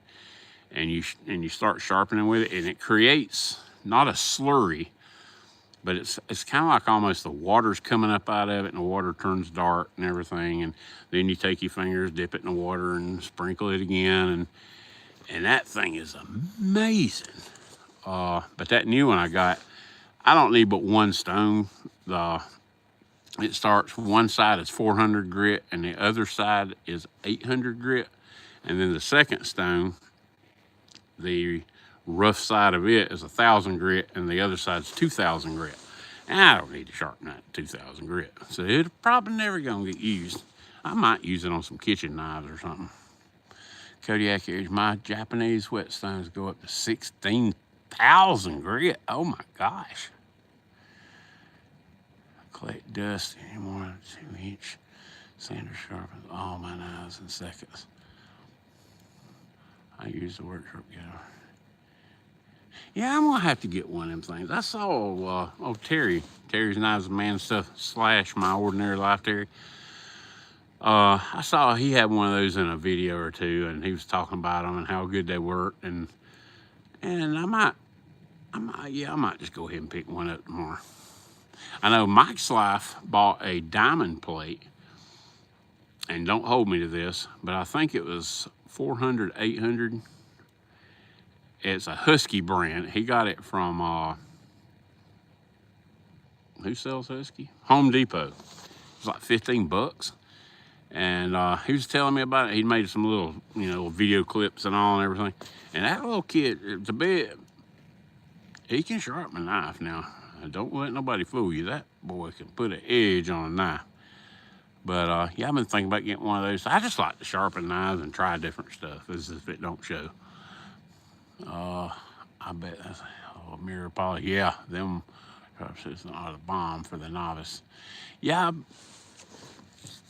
I have a friend I work with a lot, and he buys a lot of, like he's a big Civivi fan. He's got the Praxis, Mini Praxis, Elementum, bunch of those knives. I've given him a couple of Sativians, and I think a Ganzo, and those kind of knives. And they're fantubulous knives. But he wanted he gave me the Lansky I got. I was going to buy one. He said, I'll give you one. I'm not going to use it anymore. I'm going to buy a different one.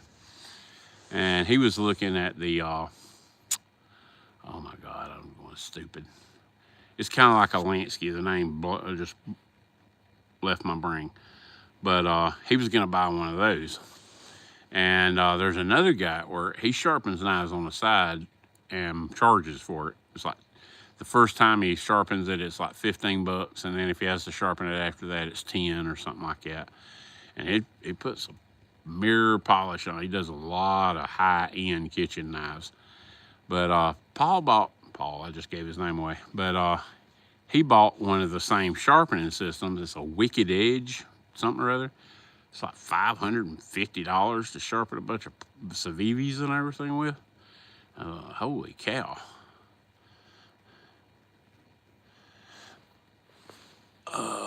Maximus Kiowa, do you smell your farts while sharpening knives? It depends. Tonight we had pot roast, crock pot roast, so I didn't have too much problem with that. And I tell you, like, I took a bunch of knives, well, not a bunch, several knives with me to our meetup today, and everything I took was pretty much dull, because I'll carry whatever I'm carrying for a week or two or three or whatever long I use it. And when it gets dull, I change it out to another one. Then the next time that one comes up, I sharpen it before I put it in my pocket. That's how I keep knives sharp. That way I always got 5 or 6 knives, 8, 10, whatever that needs sharpening. I come out here and I just, I love sharpening with a stone or a diamond plate. He gave me some 4-inch KME diamond stones with it also. Oops, I missed part of that. Paul Mills. Oh, wait a minute. That's weird. I just called Paul was the guy that bought that Wicked Edge. Paul Mills. Let me scroll back and see what the first part of that comment was. Oh, okay. I have an old workshop fixed angle system. Gave me. Buy an angle finder for it. Okay, now I understand.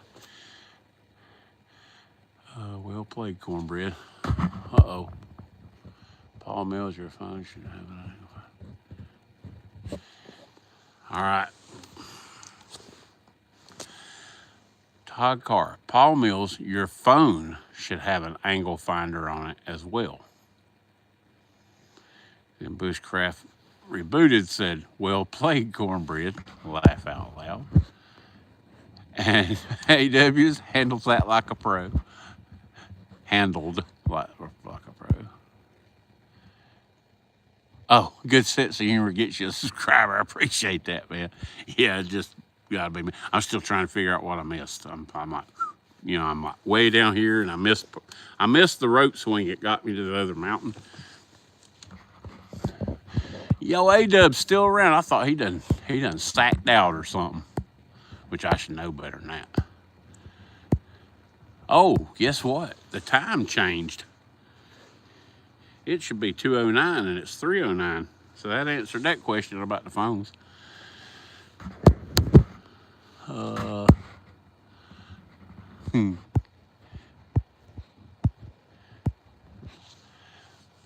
hold the blade to the stone. When the shadow goes away, you're at the right angle. Yep.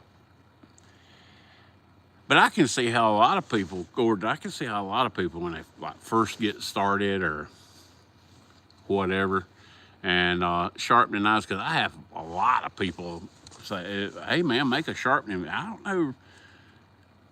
It just don't, how do I make a sharpening video? You know, I mean, and that might sound stupid, but I guess I've been sharpening my own knives for so long. I guess I take it for granted because I grew up with people that really knew how to sharpen knives. And like my grandpa, you could about shave with his lawnmower blades, you know. Talk our paw mills, you're fairly cheap on. They are fairly cheap on Amazon. 20 bucks will get you a perfectly good one. A perfectly good what? I feel like I'm in a DeLorean going really fast past a big clock.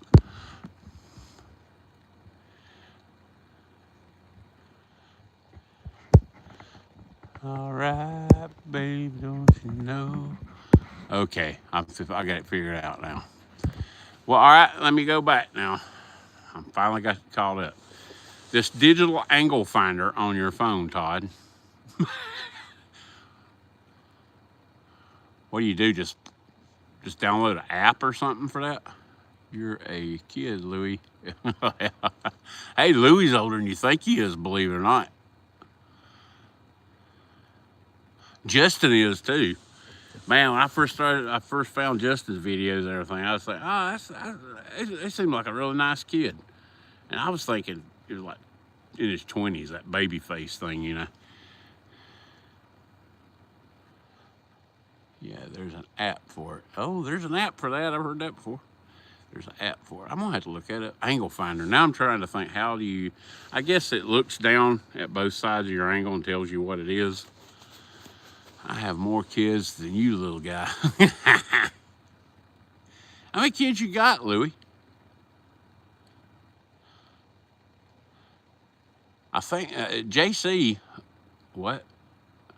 Justin does have a baby face. I thought he was like 25. Yeah, me too, man. And then the first time I met him, we were at that barbecue joint several weeks ago, and I walked in, I was like, you see him and meet him in person, I was like, daggone, he is older than I thought he was. 44, April 18th.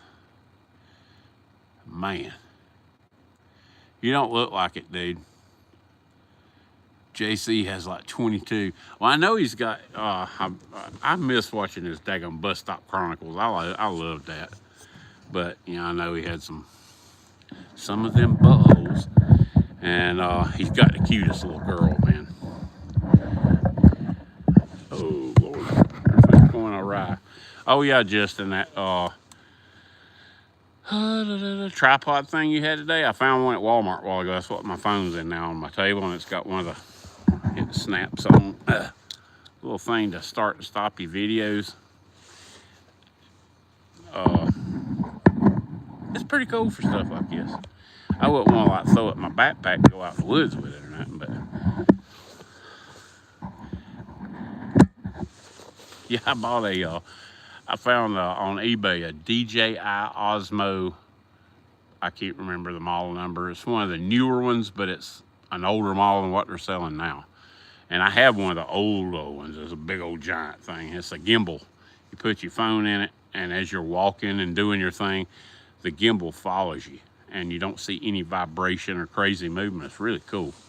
Well, I found one, and I got it right on eBay. And well, yeah, my blue tick got hold of it and did a little rearranging to it. But it still works, but I'm gonna be trying it out and using it a little bit.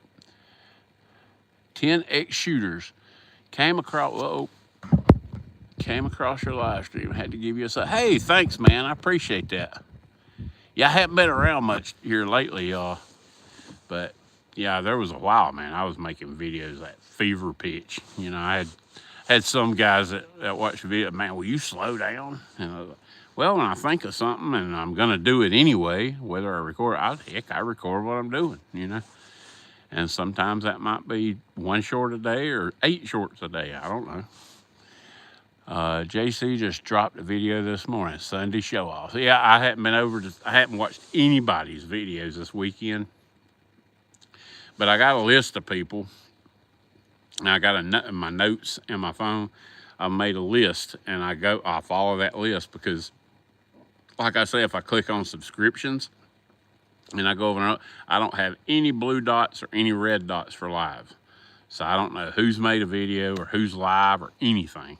So I just got a list of people, and I'll start at the top of the list, and I'll go down 4 or 5, and if everyone's made a video, I'll check that out, and then tomorrow I'll get the next 4 or 5. You know, if you're not careful, I'm subscribed to like 1,800 people. So I was trying to subscribe, everybody subscribed to me. I'm like, I'm gonna subscribe to them too. That's, you know, it's hard to get around to it. And the thing is, I enjoy doing it so much, I get to watching that, and I don't get nothing else accomplished. Paul Mills, I'm glad you decided to go live. I had nothing to do, and I'm not tired. I appreciate it, man.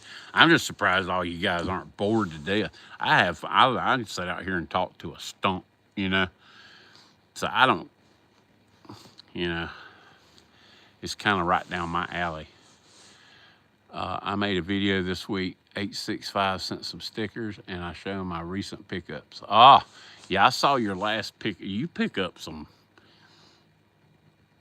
Yeah, to say you have pickups is like some guy went to the bank. Hey, I happen to find $1 million. I have a 23 Ultra. Surely it has, unless they did away with it. Okay, I think I missed something again. See, that's one of the, I'll read somebody's comment and it don't go with what I know is going on, so I got to go back. I was like, what's he talking about? Oh, okay, Galaxy is. Built in on my sidebar. Oh, okay. Yeah, I had a hey, I tell y'all something. If y'all ever want to try out a phone, I had a Samsung Galaxy. I don't remember which model it is. It was like 8-10 years ago, and it went. And somebody was telling me about a phone that they were selling on Amazon called it was either pronounced Doogie or Doogie. And the thing had like 4 cameras on it. I mean, it's like 18 years ago. Had like 4 cameras on it. It had an octa-core processor. You could run up to 4 phone numbers on one phone. And I said, you know, I'm gonna try it. It was like $100. And I ordered one of them. And it's a SIM card phone. It's an Android. And dude, that thing was amazing. It was fast as lightning. I don't know if they still make them, but if you can look if you're into like all the technology stuff and like try thing. The camera on it was stupid. It was better then than this iPhone 16 is now. And the only problem, you couldn't nobody made cases for them. There was nothing out there, no accessories or anything. And I'd slide it down in my pocket, and one day I slid it down in my pocket like an idiot. I had my keys in the pocket, and when I bent over, I busted the screen. And the wife was wanting a new iPhone, and so we went to the AT&T store, and here we are.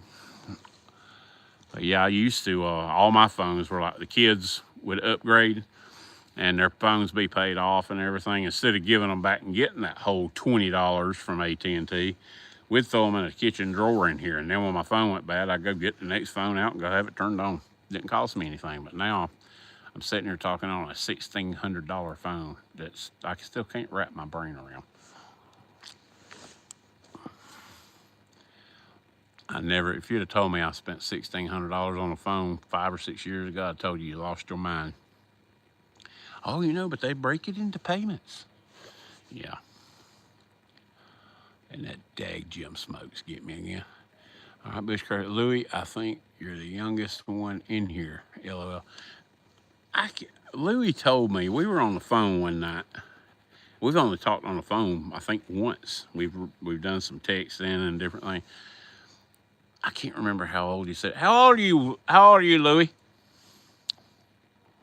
My channel got 142,840 views in the last 28 days. I hear you. That's doing pretty. I can't remember how many subscribers. I don't never look how many subscribers people got. I don't, you know. If I find a channel, I want to watch a channel. I don't watch it because of that's. I've been a Samsung guy since the Galaxy S3. Yeah, that's a minute ago. Phones have gotten ridiculously huge. You're not kidding.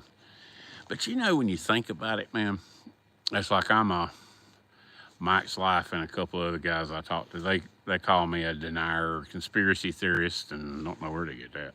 But I think of these phones. You know, it's like when I was in high school, we had these Apple computers, and I'm talking about the apples that look like an egg. You know, the monitor looked like an egg.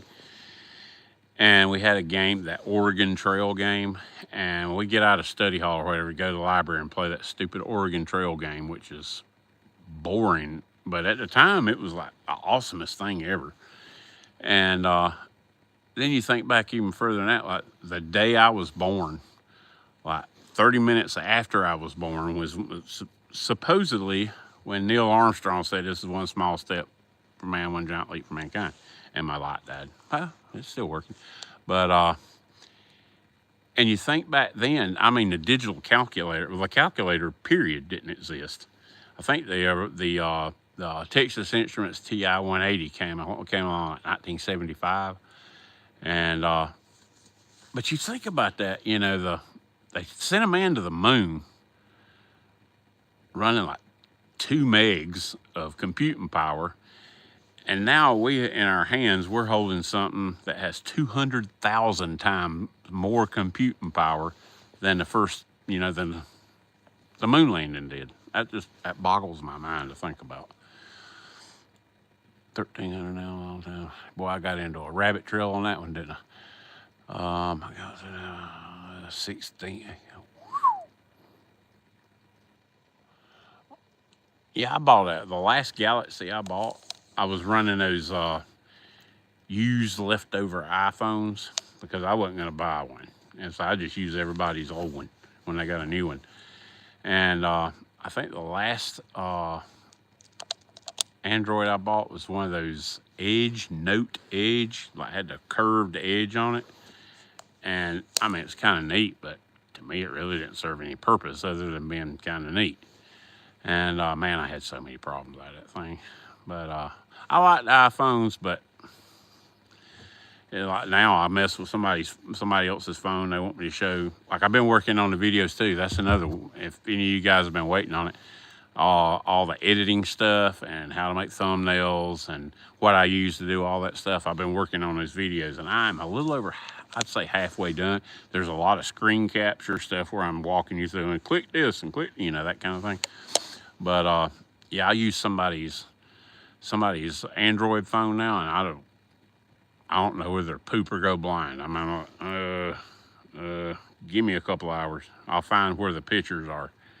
You know, it's just what you get used to. I killed like 23 bison, 15 rabbits. How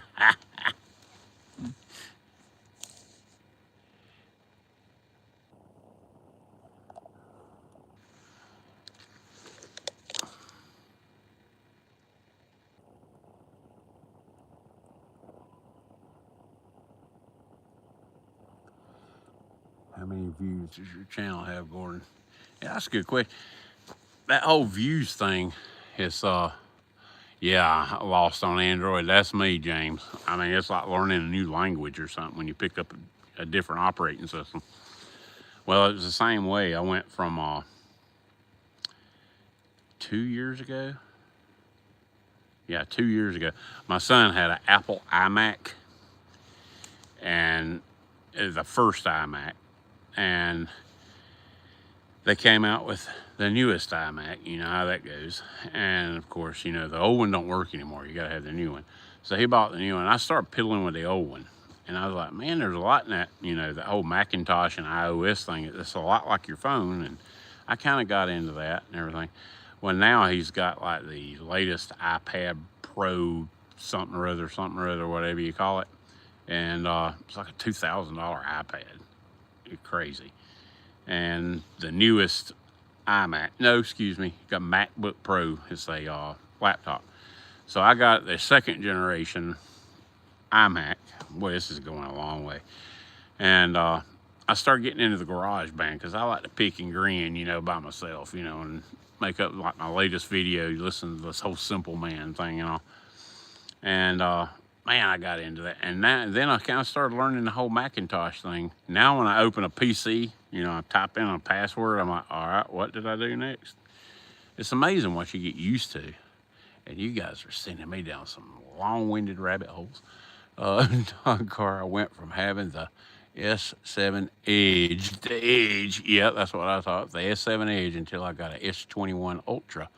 I think the older ones were built to last longer. What are they on now with the Samsung stuff? Is it like 22 or something like that? Paul Mills, still running a Galaxy S8 here. Soon be time to upgrade it. Titanium. Oh, that's a good one. I mean, if you want to sell something very expensive, you write the name Titanium on it.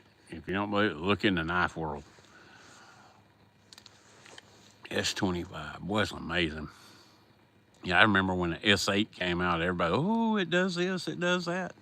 I don't know, I didn't have one, but I like the iPhone, I like Apple, but it's still, they're all the same, you know. I think, you know, I think back in the 60s, well, the Industrial Revolution and coming up, you know, before, during, and after the Great Depression, the whole, like America and Germany and certain countries, they were known for building superior products.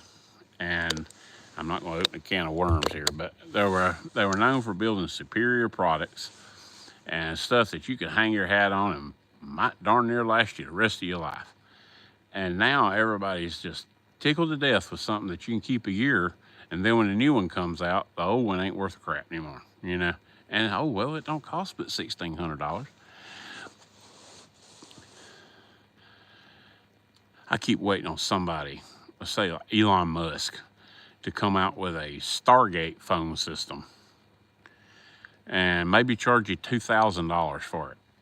But the next 5 upgrades comes with the purchase price and put everybody else out of business. Uh-oh, got a message retracted? It's all right, Todd. We amongst friends. You can say what you need to say. Speaking of titanium, I just picked up a Tactile Ranger in DLC titanium made in Texas.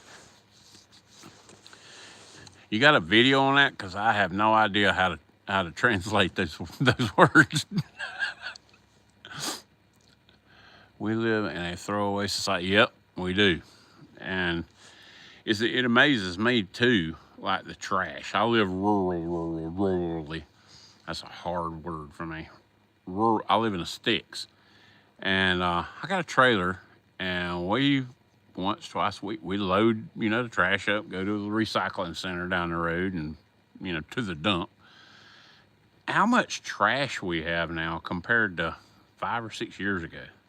It's like, I'm out of town a lot, but even when I'm in town, you know, it's so easy to, hey, Dad, you want me to order a pizza, or you want to go to Little Caesars, or, and we still cook a lot here, but you generate so much more trash because it's a disposable society. Everything comes in a carton or a package, and you throw it away, you know.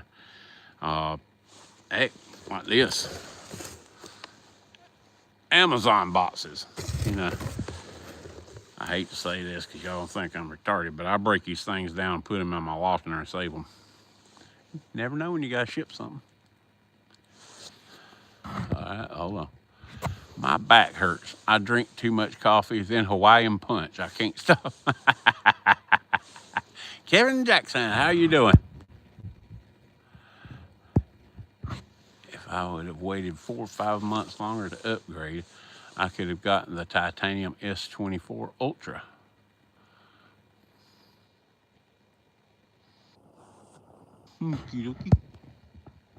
Oh, talking about, oh my God, talking about phones. Jesus, I just went brain dead. LOL, he'll be here next week. It's made by Tactile Turn. They make EDC stuff like pens and knives. It's a sweet slip joint with a bow tie style blade. Huh. I have a rock form case, though you wouldn't be able to see the titanium anyway.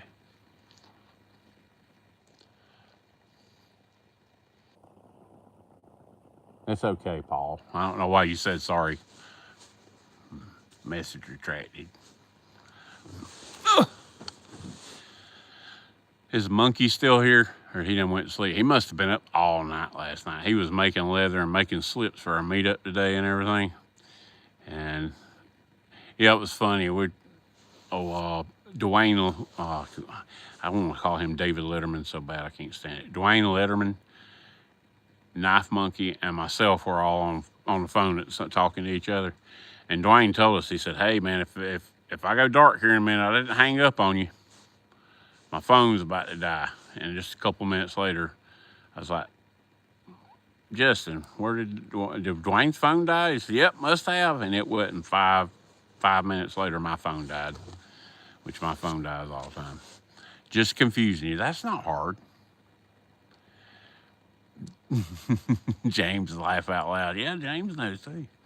I'm a very confused, especially this time of evening, because I take Vyvanse for my ADHD and it wore off like 4 hours ago. But now I'm like trying to herd cats in my brain. What you eat at Cracker Barrel? I did the chicken and dumplings, beans and greens.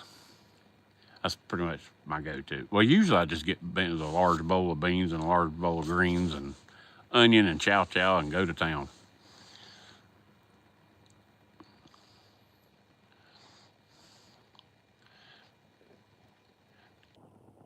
Yeah, their meatloaf. Yeah, they got good meat. My son likes to go out there and he'll get they have the pan-fried steaks.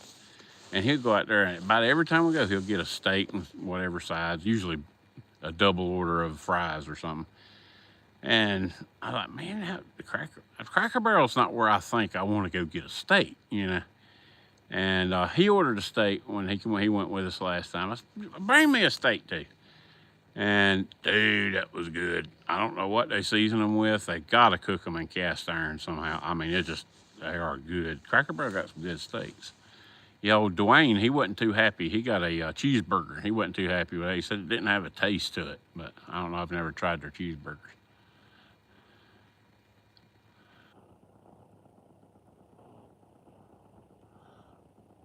Oh, yeah. Yeah, man, you said meatloaf. Now I got me wanting meatloaf. My wife cooked a roast with potatoes and carrots and onions and all that stuff today.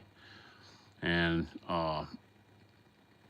I had lunch at the Cracker Barrel, and then I ate some of that for supper, and there's like a bunch left over. And she already had tomorrow planned to do barbecued ribs and baked potatoes. So that's gonna be. I might be going out of town this week with a big old bowl of what we had today. Yeah, meatloaf, man. Meatloaf done right. That's hard to beat meatloaf. Gotta have plenty of ketchup on it. Of course, and my son got that from me too, man. We go through some ketchup. Well, I put the great big bottles. I went to Walmart one week and they had one of their price rollbacks, you know, where the original price was $4.89 and now the new price is $4.84. But they had one of those on there, and I got looking and I got thinking. I bought a whole case. It was 6 bottles. And I want to say they're 64 ounce. I don't remember how big. They're big bottles. And it was like a week and a half, 2 weeks later, I guess it was. I made burgers on the Blackstone, and I put fries out on the Blackstone and everything, cheese and seasoned, salted on them and all that. And that's good eating. And we were out of ketchup. Like a week and a half. 6 gigantic bottles. Heinz or the Highway. Yeah, I like Hunt's pretty good too, but I do prefer Heinz. Heinz is good ketchup. Yep, I love ketchup. I love and I've mentioned the local mayonnaise, CF Sour brand mayonnaise is Duke's mayonnaise around here. And that's why it's a tangy kind of mayonnaise, got kind of a little bite to it. And that's what I grew up with, and that's what I'm used to. And I know there's people that eat Miracle Whip. I don't see how you hold it down, but more power to you. But mayonnaise on 2 pieces of bread and a couple of scrambled eggs and a bunch of ketchup. If you ain't never tried ketchup on scrambled egg sandwiches, yeah, you'll thank me later.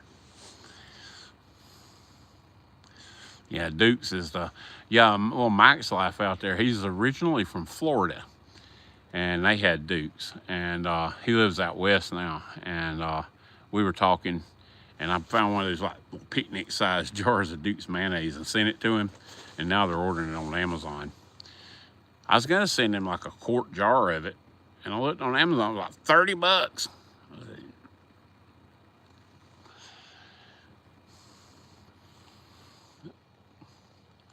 I love ketchup with Tabasco mix. Oh yeah, that's good too. That's I've always loved any kind of hot sauce. Texas Pete, of course, Tabasco. But probably the last 5 years or so, I have been like consuming mass quantities of Frank's Red Hot. I love that stuff. And my mother-in-law and my wife's stepdad, they have a house, a little bungalow kind of thing on Marathon Island down in the Florida Keys. And they go down there and they come back one of the greatest seasonings. You can get it on Amazon. And if you buy a bottle and you don't like it, send it to me, I'll give you money back. But it's called Everglades seasoning. Oh, that stuff is, God, I don't know what's in it. It's like little sprinkles of heaven. But while they were down there, they went into a store down there, and this store sells a lot of like Floridian-based seasonings and hot sauce and stuff. And she brought me back a bottle. She thought it was funny because of what was wrote on the bottle. And she brought me back a bottle of this hot sauce called Fat Girls in Heat. It's wee hours in the morning. I know no little kids are watching, but it's called Fat Girls in Heat, and it was supposed to be funny, you know, and everything, and it was. That's the best hot sauce I ever tried in my life. It was a habanero base. It was good stuff, and boy, these daggone rabbit trails might be good on cold cut combo at Subway. Ooh yeah. Yeah, I got on the BLT kick at Subway for a long time. And then I got back on just a meatballs, mayonnaise, jalapenos, black olives, green peppers, and onions. And I'm like, everywhere I go, like I got on an Applebee's kick. And I found the Bourbon Street steak at Applebee's. I really liked it. Now, some people say that the garlic stuff they put on the steak, it tastes like perfume or something, you know, whatever. But I love the Bourbon Street steak. So for like 8-10 years, every time we went to Applebee's, which was fairly often because Applebee's is right beside the movie theater here, and we went and saw a lot of movies. We go to Applebee's, I get the same thing every time. I do that everywhere.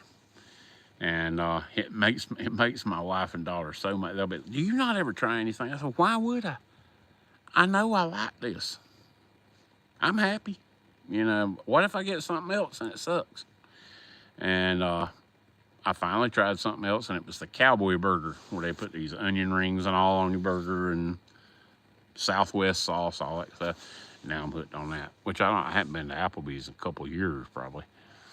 But everywhere I go, I get the same thing, and I don't know why I told y'all that. It's somebody said something, and I was replying, and, you know, down the rabbit trail. Might be good on the cold cut. Come on. I like the chicken teriyaki sub. Yeah, I wonder if they sell that teriyaki, that sweet onion teriyaki sauce, the Subway brand. That's like Buffalo Wild Wings, the garlic Parmesan wings. But I bought a bottle of Buffalo Wild Wings branded garlic Parmesan sauce stuff.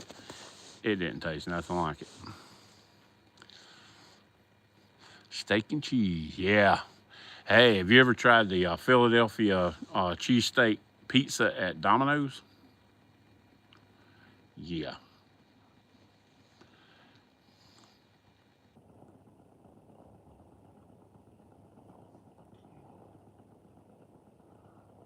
Oh my Lord. We just gained like another 6 viewers. We're up to 22 viewers at one time now. I'm gonna cut this off here in a few minutes. I'm just enjoying it. We keep going down these rabbit trails and I'm reading what y'all saying. It's kind of having a conversation, you know?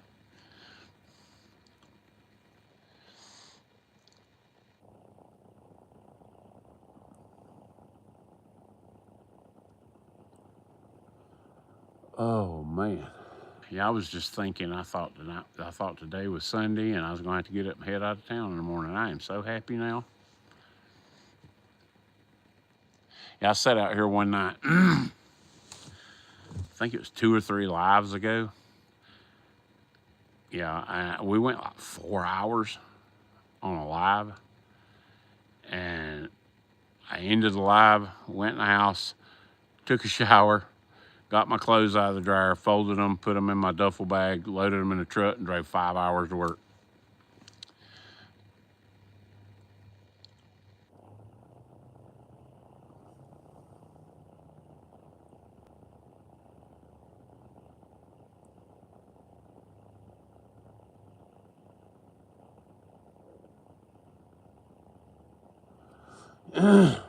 I'm gonna do one more holler to see if he's still here, because it's like my goal tonight is to outlast Aaron, and if he's in the bed, I win. You still out there, Aaron?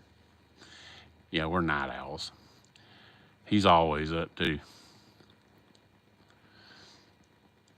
And it's not one of them things where I set up all night and sleep all day. You know, I set up most of the, well, this morning, I got up, this morning was Saturday morning, I got up and it was daylight. Well, I was in the shop working and doing some stuff. I walked out to go in the house, go to bed, it was daylight. I went in there and slept like 2 hours, got up, took a shower, went down to our little meet and greet. Yep, he's still here. I can't beat him. You gonna outlast me yet, ain't you, dude? Yeah, Aaron, he has inspired me to jig a bone handle on a knife I got. To jig a bone handle on a knife. That don't sound right, but I think it's right. But yeah, getting close. And yeah, I've been kind of putting it off, but I'm gonna probably this week. I'm gonna do a video on it. I ain't gonna do a live or anything. Just do like a 15-20 minute video maybe. And if it turns out great, that'll be awesome. If it absolutely sucks, there'll be documentation.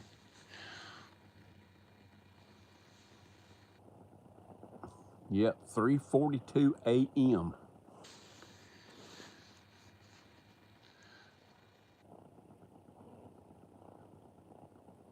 Yeah, I can see another rabbit trail. This G-Shock. I got the G-Shock that's got the moon phases and the hunting and fishing stuff. Well, I can't see it. And all that stuff on there, when you hit it, all that stuff comes up.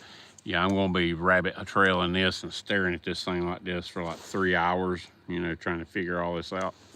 I hadn't even figured out how to set the time yet. Yeah, it's still 2:43 here on my watch. Have a great night, everyone. Thanks for coming by, Todd. It was fun, man. I like talking to you. I mean, we're having a conversation. You just have to read everybody's conversation. Y'all get to hear my ignorance, but yeah, maybe someday YouTube will figure out how you guys can talk and we can all hear each other. That'd be cool. Donald Mike Gideon. Hey, how are you? Love me a G-Shock. A half dozen over the years. I had a watch that I found. I can't remember if it was like a consignment or a thrift store or something. Darn.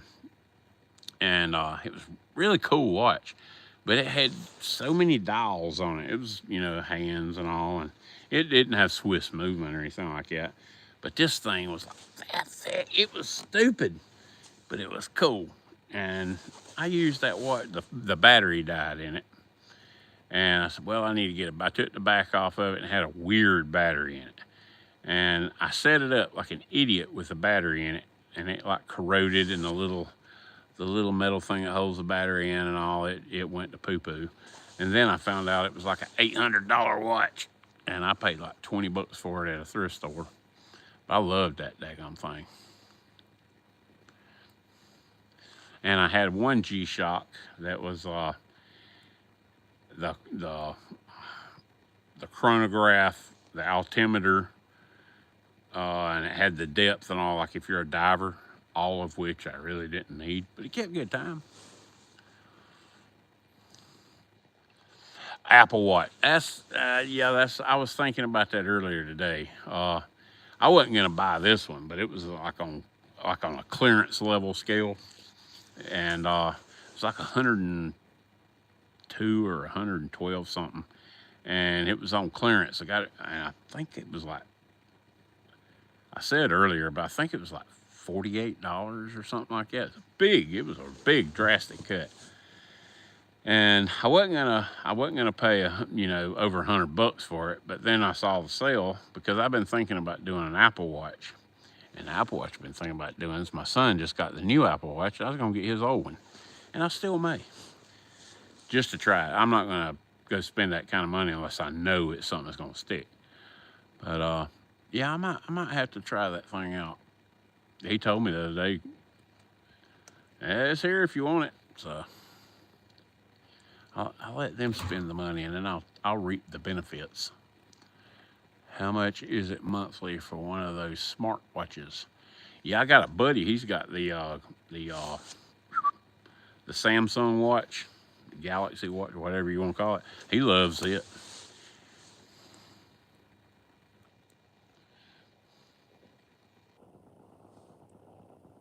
Yeah, the only thing I haven't, I mean, I understand it, but like if you have the Apple Watch, before you can answer a phone call, you have to have the phone in your pocket or in close proximity. And as far as the whole answering a phone and text thing, if I got to have my phone in my pocket, I'll just use the phone.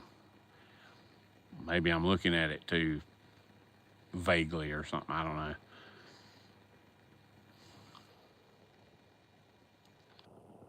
But other than that, I don't know anything about the Apple Watch. Yeah, I might have to get that thing out tomorrow and get her all chargulated up and check it out. Not if you have service on it. I can leave my phone at home. Oh, really? So you can have a data plan on your phone. Ah, that would be pretty cool. I can see a lot of places that would be, because when I first started looking at the Apple Watch, I was looking at the Garmin watches that have GPS, and I asked my son if there was like a GPS app or anything that you could use on the watch, and he was like, I don't know, he didn't know. So I started Googling and everything, and at that time, and this has been 2 or 3 years, because I live by Onyx. I got Onyx on my phone. I download offline maps and stuff when I go out somewhere. And I was thinking, man, if I had a GPS watch, and Garmin's got a really nice one, but it's about like buying 2 Apple Watches. Oh, really? Is that cheap? Man, that's unusual. You do something with Apple and it's only $5. Usually it's, they want a pint of blood in your firstborn grandchild. I just wonder how much more per month. Oh, okay. It's not bad at all.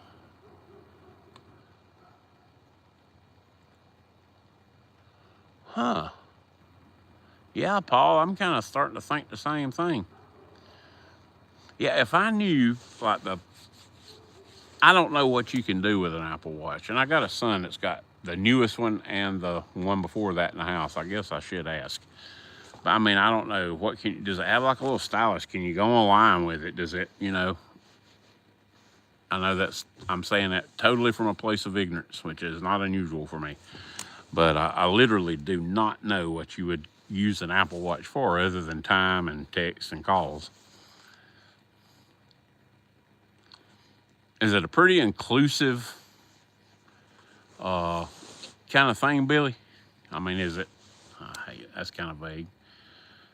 Is there like what you can do with your phone? Can you do that with a watch?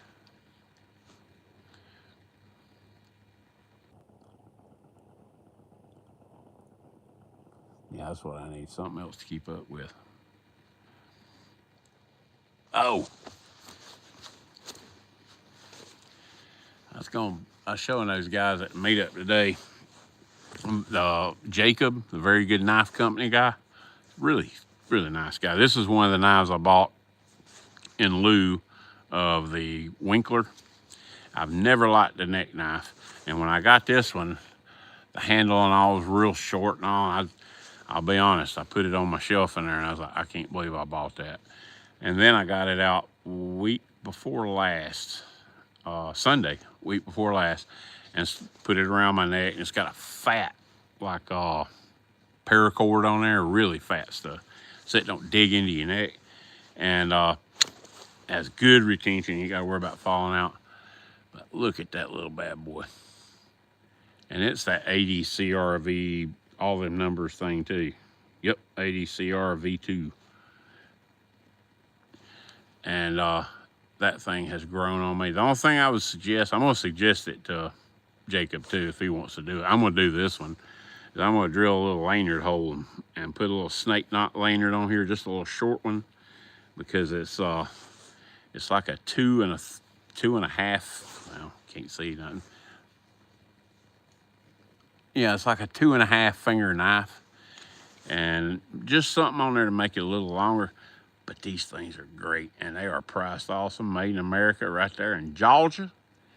And yeah, he's got another knife, the Adventure, and a couple of others. I'm gonna hook my hands into another one because I still got some funds from the Winkler account, let alone anything else. So, it's limited for sure. Time out.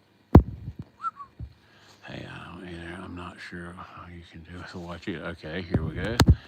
It's limited for sure. I've never tried to use the internet on it, but you can do cool. Change the song you're playing and walkie-talkie and other Apple Watches. Yeah, like I say, it's kind of dirty. I guess I could have wiped it off a little bit. But yeah, I've been using the heck out of it. And I never thought in a million years I'd like this thing because the blade's so short, the handle's so short. But I've gotten used to it. And the way it's shaped, where your finger goes right up in here, it's almost like you got a finger choil. Well, you do have a finger choil there. And with the light, it's hard to tell anything about it. But the blade shape is super, super good. And it's almost like a harpoon blade, if you look right up here. And it fits. Now, I'm gonna drill a lanyard hole in here, and I'm gonna suggest that to Jacob. If he wants to do it, that's fine. If not, that's fine. I mean, I can operate a drill press. I'll drill a little lanyard hole in there and get another inch or two, probably a couple of inches of a snake knot on there. And also it helps, when this is, and he does his kydex really good too. But it also helps you, like when you go to pull it out, you got a little more to grab hold of. You can see how short that is sticking out there.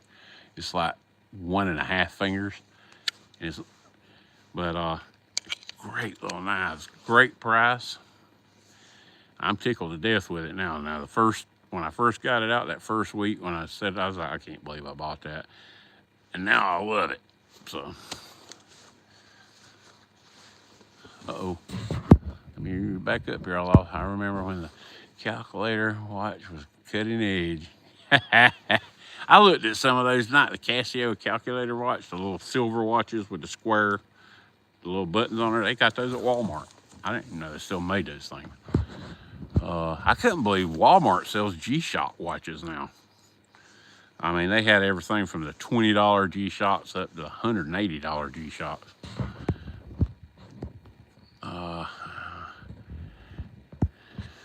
Bushcraft rebooted. I had to put it on a teacher's desk during math tests.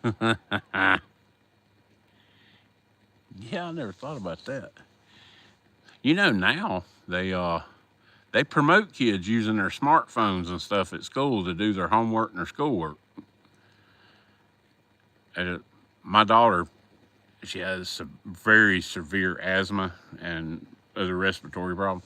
And she was having to miss a lot of time from school because every time she'd go to school, she'd get the sniffles, she'd get sick, she'd set up bronchitis, bam, big case of asthma. in the emergency room, shots and breathing treatments, and it was just constant. So she missed a lot of time in school. So we took her out and homeschooled her, and that worked out great. But where was I going with this? Oh yeah, they in the homeschooling, the K-12 charter school in South Carolina, you'd have a teacher present, and you actually have class, via your computer. And the teacher would, I thought it was kind of stupid, but they were, yeah, you can find on this website, you can find the answers to this, and you can look this up here, and you can blah, blah, blah. And if you will give the explanation of the way you found your answers, it'll be extra credit and all that. And I was like, really? Basically, you're encouraged to basically cheat. And then I got to thinking about it. It's just like phones and other things now, tablets and all that. I hate the idea of a 7-year-old kid, if I had a 7-year-old kid, having a smartphone. That just, what? But you almost have to do that now because we're not going to go backwards, folks. It's going to continue to progress. And if you hold that back from your kids, they're going to be behind everybody because everybody uses that phone to cheat, legally.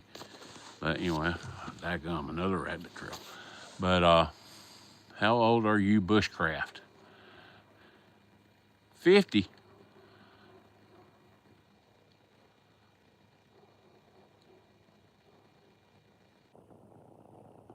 I remember 50. That was about 5 years ago.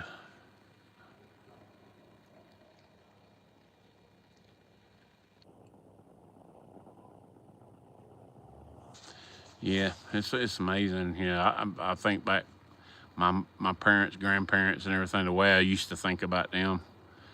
I got hooked on the Atari 2600 Pac-Man. So, and I ended up getting limited to an hour a day, which was pretty generous. And the way I grew up, I got limited to like an hour a day of it. And I used to get so mad. And I was like, them old people, blah, blah, blah. Now I'm the old people. So I look at what kids are doing now. I'm like, you guys need a life. Like my daughter's in there. She's probably about to go to bed now. But she's been Twitch streaming with video games. That's pretty much all I can tell you. For like the last 4 hours. Once you get the algebra calculator, okay. The big Ferro. Yeah, that's a big, yeah. Yeah, that's a big birthday. I remember when I turned 20, man, I was so depressed because I wasn't a teenager anymore. Of course, I spent my teenage years, I started working at 14 and spent my teenage years. I go to work, come home, and then we'd be feeding cows and the chickens and all that kind of stuff and get up the next morning at 4 o'clock and feed everything and then go to the bus stop and go to school and come back and do it. So in some ways, I was glad my teenage years ended.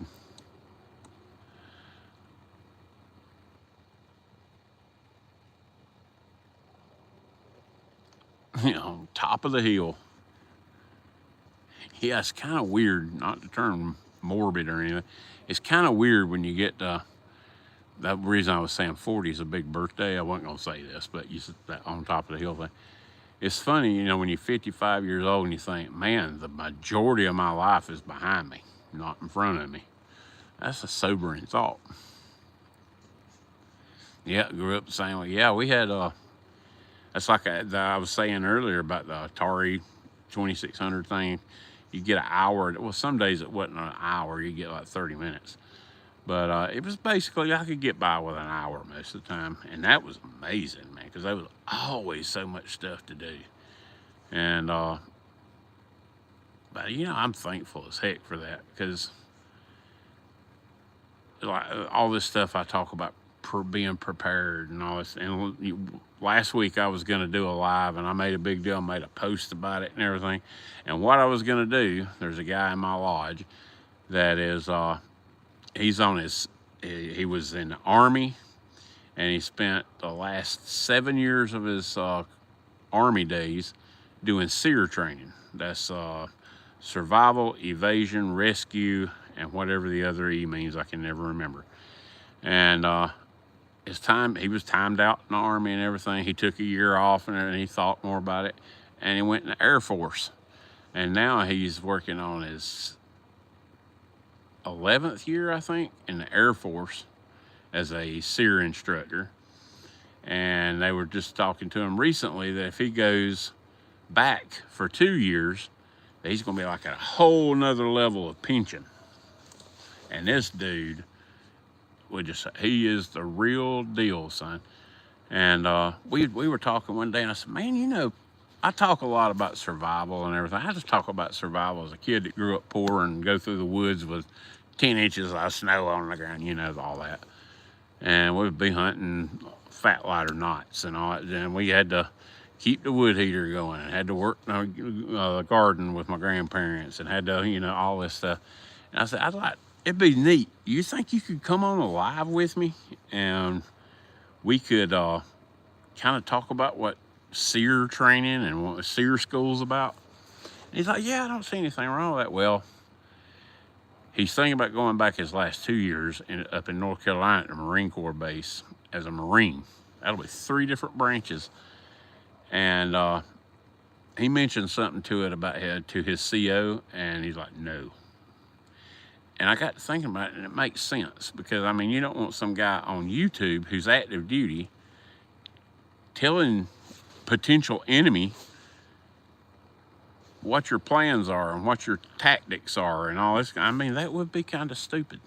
So anyway, that's why I ended up canceling that live, because he basically couldn't do it. Gonna have a midlife crisis and buy a ton of knives. Hey, there's worse things to do, you know. A guy I grew up with and spent a lot of my life with now is, he's in his midlife crisis and he's buying a bunch of heroin. And I had another buddy that did the same thing. He got his life straightened out, and his then teenage son, which he hadn't seen since he was like 2 or 3 years old, they start getting a relationship. Him and his wife get back together and they're going to church and all. And last year or year before last, he died. He had a stroke and died because of the stuff he did to his body when he was on drugs. It was sad. 40 years old, 29 years ago. I hear you. Hey, you know that number is just that. It's just a number. You know I don't act my age. I probably look my age, but I don't want to act my age. I do all my hunting and hiking and all the stuff I do up. I'm pretty much a loner doing that stuff. I got a little Garmin InReach that they make me take. But I enjoy it. I'm not gonna voluntarily get old. I'm never gonna be that guy sitting in the living room with a pizza in my lap and a recliner watching TV. And if any of y'all are doing it right now, no offense, but yep. Paul. I know what you mean, Paul.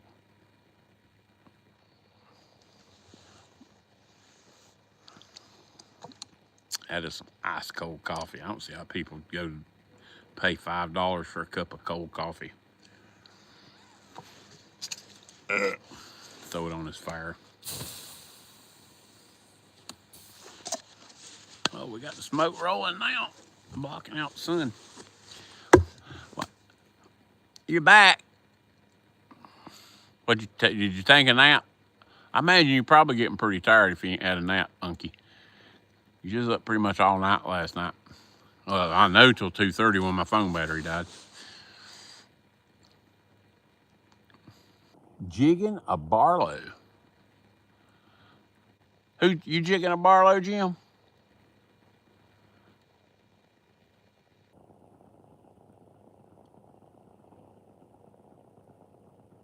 Yeah, I got a Rosecraft Beaver Creek Barlow with the red bone handles, or excuse me, orange bone handles.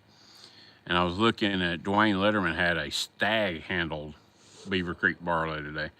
And that got me kind of thinking about maybe jigging it. Excuse me. Are you making a video? Well, I guess you're not making a video if you're watching this. home and took a nap. Yeah, I came home and I was wide open, and well, you know I was wide open because I talked the horns off everybody's billy goat. I got in the shop and started working, and I was sitting in there, and I kind of come to a standstill, and I was getting bored, and I think I'm gonna go live.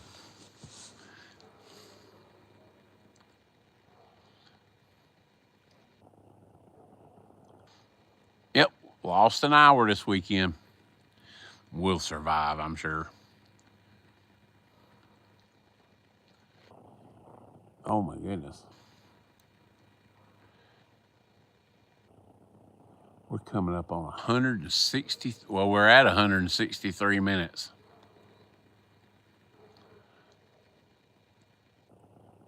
Huh. Getting close to 3 hours. Oh, I came home to him. We lost. We did. He'll be the way. John's Life, Johnny. Need to get out some more with Taurus 66. Oh my, that's pretty accurate. A little, I've shot it. Yep. Yeah, I got my, is it Taurus 82 38 special? I bought that thing and gave it to my father-in-law. He passed away. My wife left it in the glove box of the truck, and her truck was having problems, and it sat for quite a while. And one of the windows was cracked a little bit in the truck, letting all that moisture in. And I pulled that little 38 out, and it was a rust bucket. So it's one of many guns coming up. I've already made a video, the clips doing one gun, and it's a little Ruger, the little concealed 9mm. Dadgummit. SC9E, I think it is. It's the older one. But anyway, it was a rust bucket, and I soaked it in rust remover and yada, yada, yada, yada, yada. And I've got some of the canned do-it-yourself Cerakote. I don't know how that's going to work out, but I'm going to Cerakote the slide and everything before I put all the parts kit in there. And once you Cerakote it, then you need to go back and all the friction parts, you need to lap them. You get all the Cerakote anyway, you know. But yeah, I got everything done. I just need to Cerakote it, and I've been waiting for a warm enough day to do that. Oh, long way. Motor oil is what I like to keep on my gun. It stays around well. Yeah.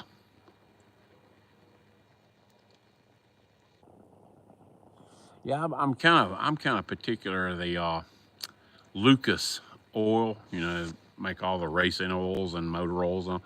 Lucas makes a red gun oil, and it's real thin. And for like semi-autos and stuff, I've had a lot of good luck with that because, like, when you use a thicker oil, like I'm a big 3-in-1 oil guy. When you use a thicker oil, all your powder residue and pocket lint and all kind of stuff sticks to it, and it makes a gummy mess. But MT 586 going live. How can I go live when my mods are here? What is your time right now, Gordon? You got some coming, Billy. Matter of fact, I was just telling everybody while I don't know if you were here or not, but I've got a package that's going to be going out hopefully this week. I can get everything done to Jim, Barlow Brigade, Jerry Phillips, who was at the meetup today. I owe him 2 slips. He's done sent me 2 slips. And there's like 8 people that I owe slips and about that many stickers. So yeah, I got some stuff coming out this week. But yeah, I've been kind of behind on everything the last couple of weeks. 30-weight motor oil is pretty thick. My SP22 loves it. Huh.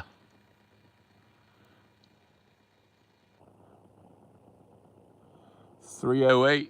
Okay, so you're Central Time. That makes sense.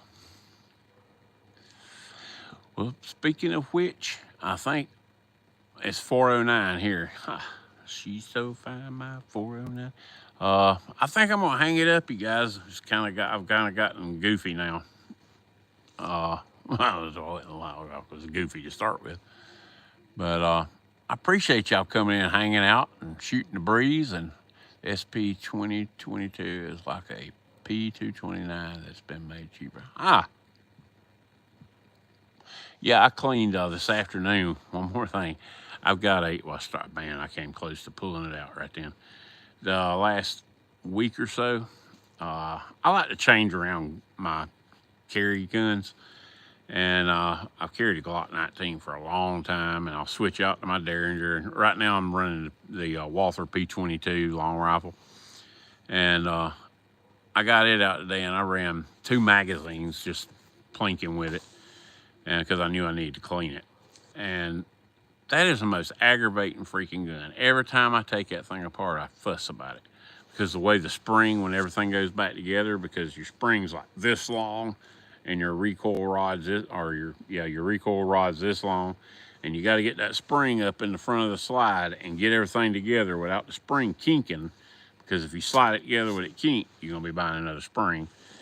And usually I can take like a little artist paintbrush and stick it through the hole that lines up with the recoil spring and through that spring to keep everything straight and slide it back together. It kicked my butt today. I mean, God almighty, I ain't never had. But that's the one downside about that daggone pistol, is cleaning it and putting it back together. It's a pain in the butt. It's like my Glock 19. I can tear it down, and I practice doing it. But I can tear that thing down with one hand. I get it to the point where I can pull the slide releases up and then move the slide just enough to clear the little ears where the slide will come off. Take it apart, and I have 2 pieces in my hand, but not that Walther P22. And my Walther PPK was the same way. Well, they're exactly the same gun, just different calibers. But they're awesome guns. But man, I missed your lives. Yeah, yeah. I need to rename my lives. What would be a good name? Oh, I could put like Bigfoot's head on Alice from Alice in Wonderland, and we'll call it Down the Rabbit Hole with Cornbread.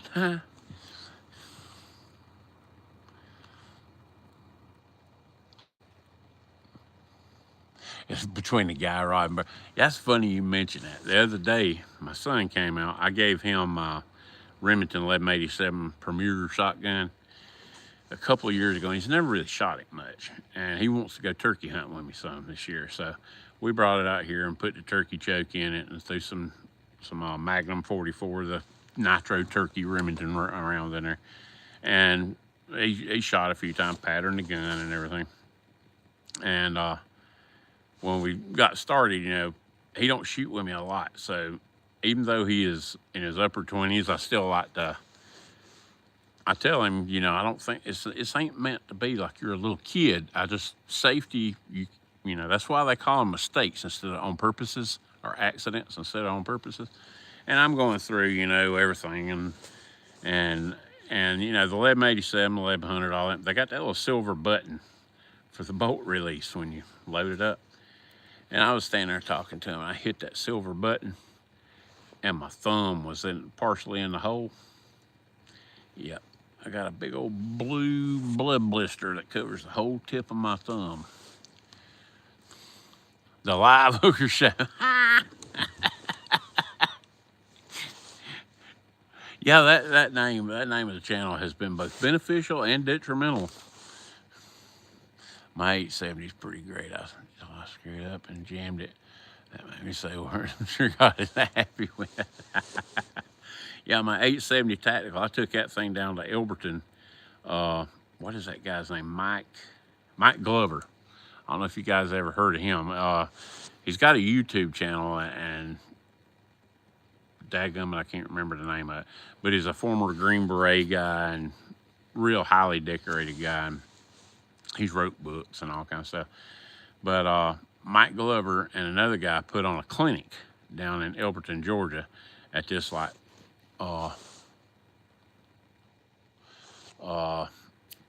daggum. Yeah, he's the special forces guy. But they put on a clinic down there, and I went down there mainly. I wanted to get better with the pistol because I suck. I'm a horrible pistol shot. But it was a half day tactical shotgun and a half day tactical pistol. And at the end of it, they get a little Thai guy that's like a knife guy to come in and talk to you. And I enjoyed the shotgun part. Oh man, that was so fun. Learning, just learning the mechanics of how to quickly get your shotgun back in battery and all that. It's just fun. And but yeah, I had that. I bought an 870 tactical and put the side saddle on there. The pony saddle is what he calls it. And I had the little old stretchy thing around the stock, and it's full. And then I bought the chest carrier, and the chest carrier holds 40 rounds of shotgun shells on it. And man, there's a deer standing like right there. Let me see if I can turn this around, y'all. There's an old abandoned single wide across the road.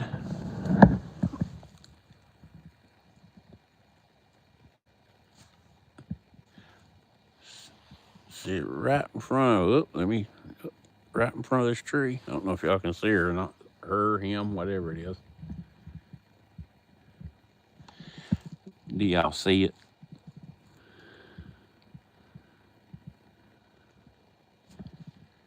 I'm walking away now. Anywho, yeah, I showed up looking like Rambo on acid or something with all these shotgun shells hanging everywhere and everything. And that Mike Glover guy, he's a real nice guy too, by the way. He seems like a butthole on his channel, but he's a real nice guy. And he got so tickled. He said, "Are you trying to be tactical or tactical?" Well, you tell me, you're the pro. But we had fun.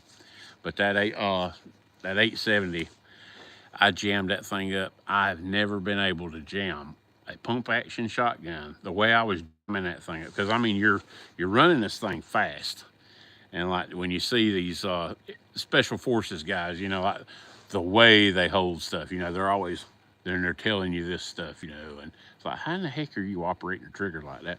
It's a muscle memory thing. When you grab your gun, and there's a gun there, your hand ain't like this. But when there's no gun there, because it's a muscle memory thing. And I learned all that from him too, by the way. I'm not that smart. But yeah, we had a ball. I mean, that's like the best $600 I ever spent in my life. Yeah, I had an old Wingmaster before they started putting the screw-in chokes in. It was a 28-inch full choke. No, take that back. 28-inch modified. I had my 1100's a 30-inch full choke. But yeah, the whole Wingmasters, man, those things are awesome.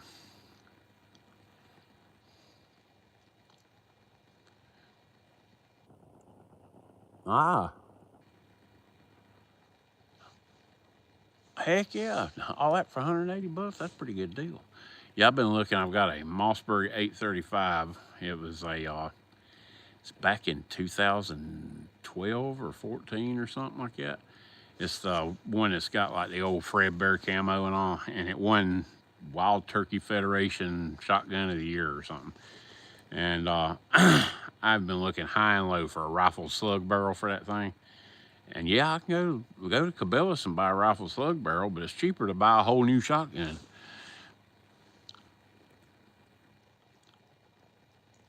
Yeah, eBay. I bought a bunch of gun parts on eBay. I built 3 SKS. I had one of them's a paratrooper, and I started off with a box full of junk, and I used eBay to source all the other stuff. The problem with eBay with that kind of military stuff is like the SKSs and whatnot. There's so many different. It's like the AK. There's so many different makers. It's like I had one of my SKSs was a Norinco Chinese SKS, and yeah, all the parts from across the whole pond of guns don't always work with each other. You got to do some little hand, lapping and machining and stuff. And some of them are so far off, you just got to start over. Yeah, that the Mosin, there's a the gun store I do all my business with here, which we don't have many gun stores.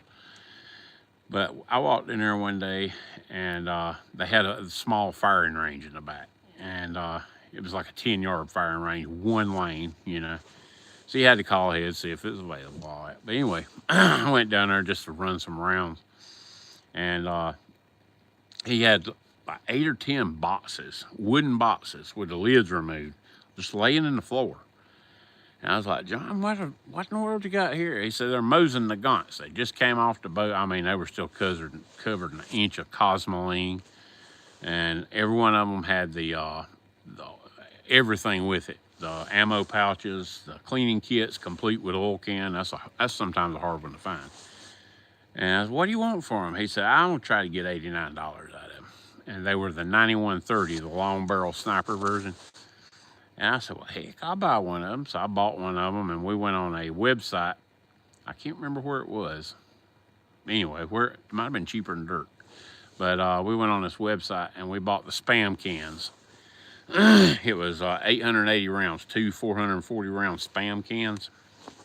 And when I found out how fun those things were to shoot, I went back down there, and he still had a bunch of them. And I bought another 9130, $89. And probably a month later, 2 months later, I went back to, he was out of those, but he had gotten in a couple of boxes of M77s. It's the same gun, but it's a little short carbine version. And I love that thing. I gave my brother one of the 9130s, gave my son the other one, and I still got the carbine. But, yep, another rabbit trail.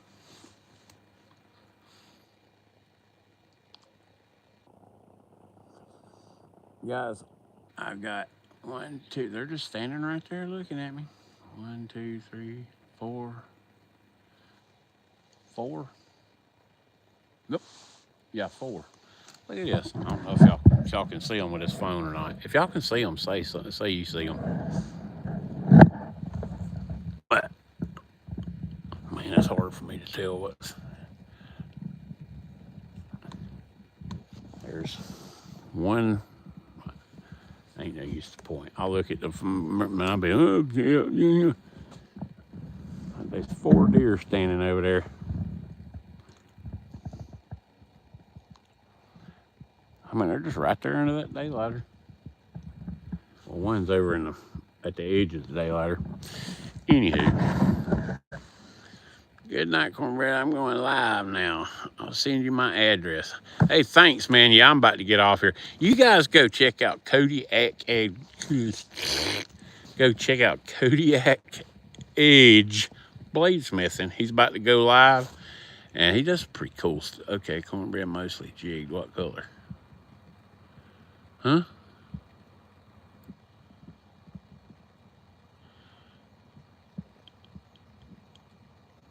What do you mean, Jim? But yeah, you guys go over and check out Kodiak Edge Gordon. He's about to go live, and I'm gonna check you guys later. And yeah, Jim, I don't know what you mean there. Okay, Cornbread mostly jigged. What color? Yeah, I'm a long way from yesterday morning's medication. Oh. I said, make it a surprise. That's always better anyway. Yeah, I didn't know what you were talking. I was like, huh?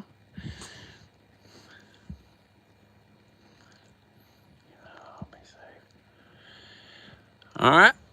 Well, I appreciate y'all hanging around with me this long. I can't imagine there's still 20 people here. That just boggles my pumpkin. Yeah, 4:24 in the morning. Well, until next time, I'm going to have another video coming out today-ish, kind of. And I've been working on it like 2. Yeah, orange work. You know, Jim, orange will always work. I got my muffler clogged up. Orange is always a good choice. Hour messed up here. Yeah, that hour and the last 3 hours with Cornbread doing this, that'll mess you up too. But I appreciate y'all watching, man. And we're going to do this again a little bit more often. I probably won't do it as much as a lot of the guys do because, yeah, we wind up with these 3 hours. I talk your brains out things, and everybody's bored to death probably. And y'all just being nice and hanging around. But I appreciate y'all. Y'all have a good night, man. All right, bye-bye.